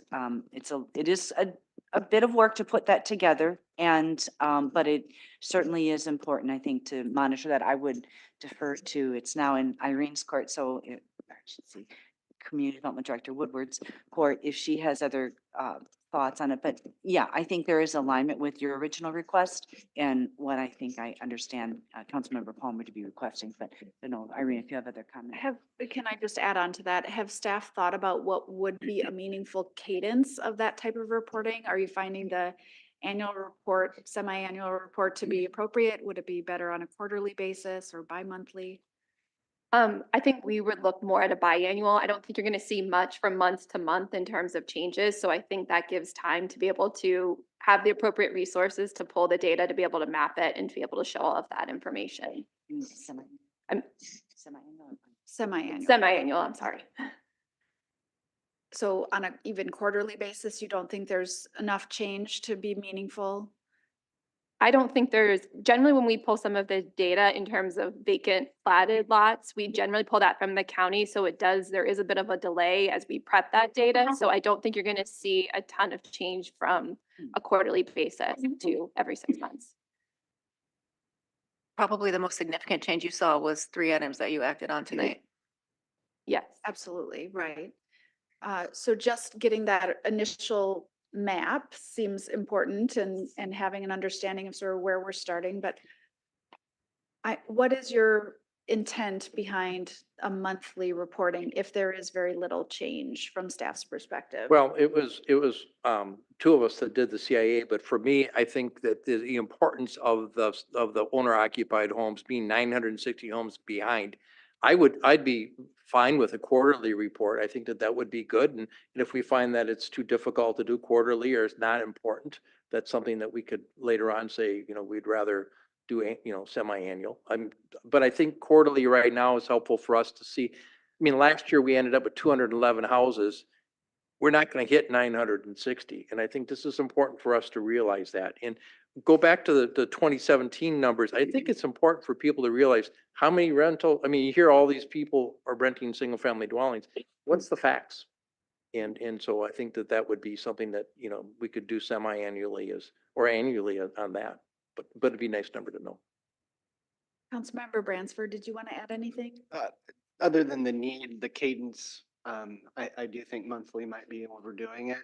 Semi-annually might, it's as long as we get the relevant information in a time frame when there is actually a relative, sorry, my voice is going. There is a relevant delta to see, right? So whatever that cadence may be, as long as we're getting, if the signal's buried in the noise, it doesn't do us any good. Talk like a physicist, but. Councilmember Keen? Yeah, again, I was a little distressed when talking about the monthlies. The idea of like quarterly or every 6 months might make more sense.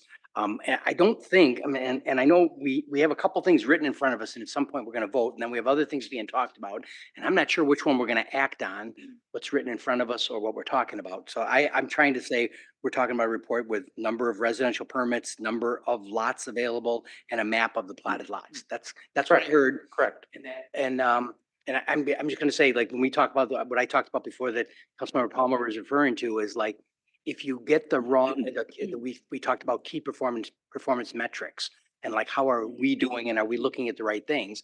I'm not sure how much control we as a city have of these performance metrics. I don't think they're performance of us. It's the performance of the marketplace providing houses for us. And then we try to look at what we should do about it. But I guess I'm going to try to ask staff. I don't think this is a lot of work, but is this the right thing for us to be looking at as an indicator that things are going good or things are going bad? Or is there, I think the way I understand Councilmember Palmer and Councilmember Bransford saying it is, we're going to use this as the report card of how we're doing against the Maxfield study. No, but I heard performance and so is there any like thing you could? So if I might jump in and then Director Woodward, once other things to offer. It's good information, but if that's all we provide you, it's in a vacuum. And so I think it would be really valuable, maybe that we come, if it's semi-annual, we come to a study session twice a year and help tell the whole story.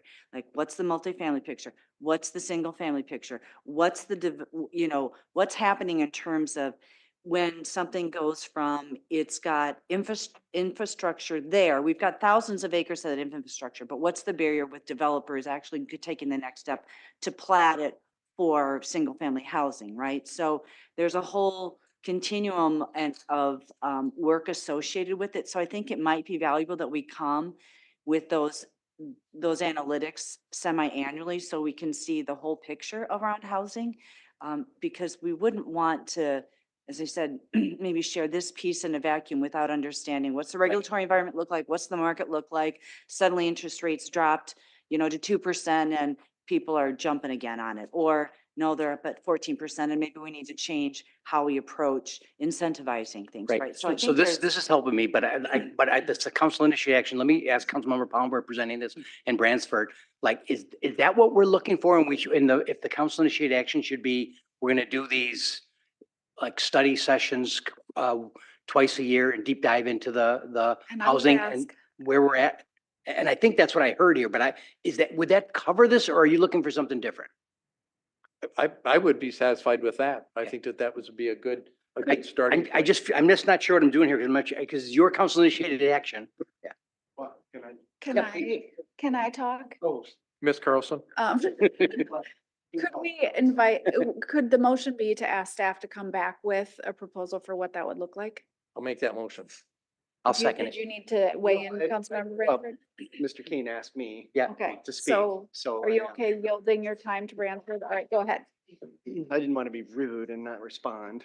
You were No, trying to talk over I- me, so. I agree with Ms. Steinhauser. It's an ecosystem and it's not a KPI. I never even thought of it as a KPI, but it is the development ecosystem, a part of which are Good.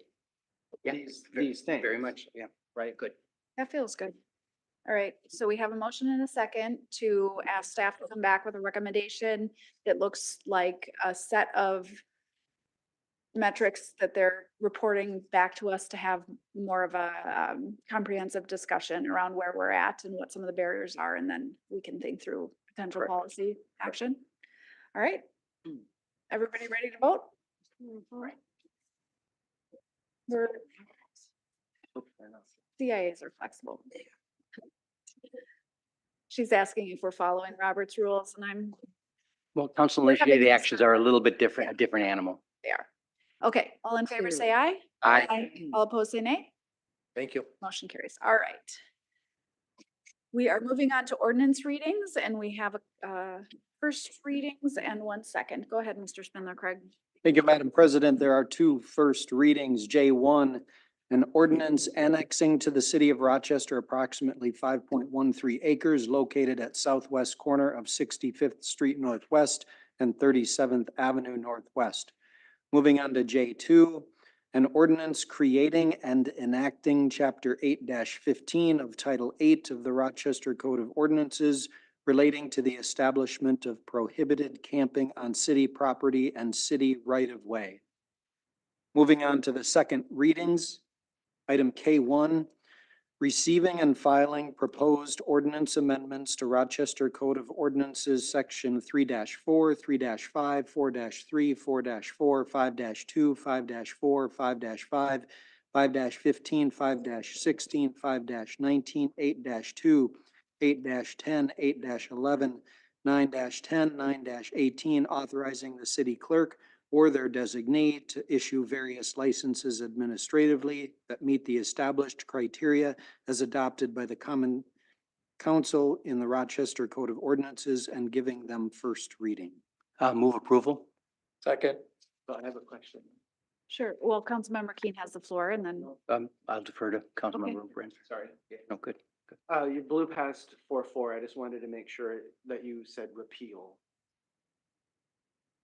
I didn't hear repeal. 4-4. repeal. If I didn't read it exactly as it's written, I will take that correction. Sorry, What I does just it wanted to make say? sure that we get it right. I don't see Sure. the word repeal in it. What are I see you, K, well, in my, in K1, unless I have the, it says amendments to. oh, okay, maybe my PDF is messed up. Never mind. Are you satisfied with the motion as it's written? Yeah, I am. All right. Any other discussion? Councilmember Dennis, Okay, I'm gonna abstain from J2, please. K2, K1. Just, K- yeah, there's no voting on J2 Oh, for there you go. tonight. Yep. Are you talking about K1? No, I'm sorry. Okay, No, that's okay. All right, we will go ahead and vote. All in favor, say aye. Aye. Aye. All opposed, say nay. Motion carries, and great work, clerk's team. This is very exciting work. We don't have any tabled items. I had one item of other business. Okay, colleagues, that historic district discussion was a bit messy. We had lots of good intent, lots of good discussion, but the actual motions that came forward were a bit confusing and hard to sort of process on the fly like that. And I'm wondering if people would be willing, just as a point of process, this doesn't have to be formal, but just something that we practice, that if you do know ahead of time that you're going to propose an amendment, that you run it by staff. If Mr. Spindler Craig's available to review or the content related staff, because I think we're using words and trying to make policy that doesn't always actually make sense for how it can be implemented. So just a request, I think it would help make some of our conversations smoother if it's possible. To have it written and ready to be projected, which I know a couple of you did ahead of time. That's also really helpful for those of us that need a moment to sort of read it and take it in before we're able to vote on it. So no formal action needed, but I am just making that request as you think about future action. Okay, Councilmember Dennis? Okay, thank you. I just have one piece of other business. During the discussion on Soldier Field, Mayor Norton made a comment about a residence situation, saying that it's not okay to question patriotism, that attributing motives is not acceptable. I'm kind of paraphrasing, but talking about not taking comments out of context and questioning patriotism. And I'm a huge supporter of the notion that we should not attribute motives and assume intent. But that is not just for people who are in the audience. I would also like that for city staff who have been quoted in the paper to attribute motives, and for the mayor herself who has taken things out of context, fear-mongered, and tried to question patriotism in the Post Bulletin and other areas. I think it's unacceptable for the sitting body to create fear and panic by attributing motives. It's in the And council rules not to attack other colleagues and I staff. am So can we saying move on? what Mayor Norton said to the people Right. in the audience, I would like to have hold dear to the council themselves. Thank you. Thank you. All right, is there a motion to I'll adjourn? move to adjourn. All right, all in favor, say aye. Aye. All opposed, say nay. I think motion carries. Most of you didn't vote. Aye. Okay, Aye. all right, we're adjourned. Thank you.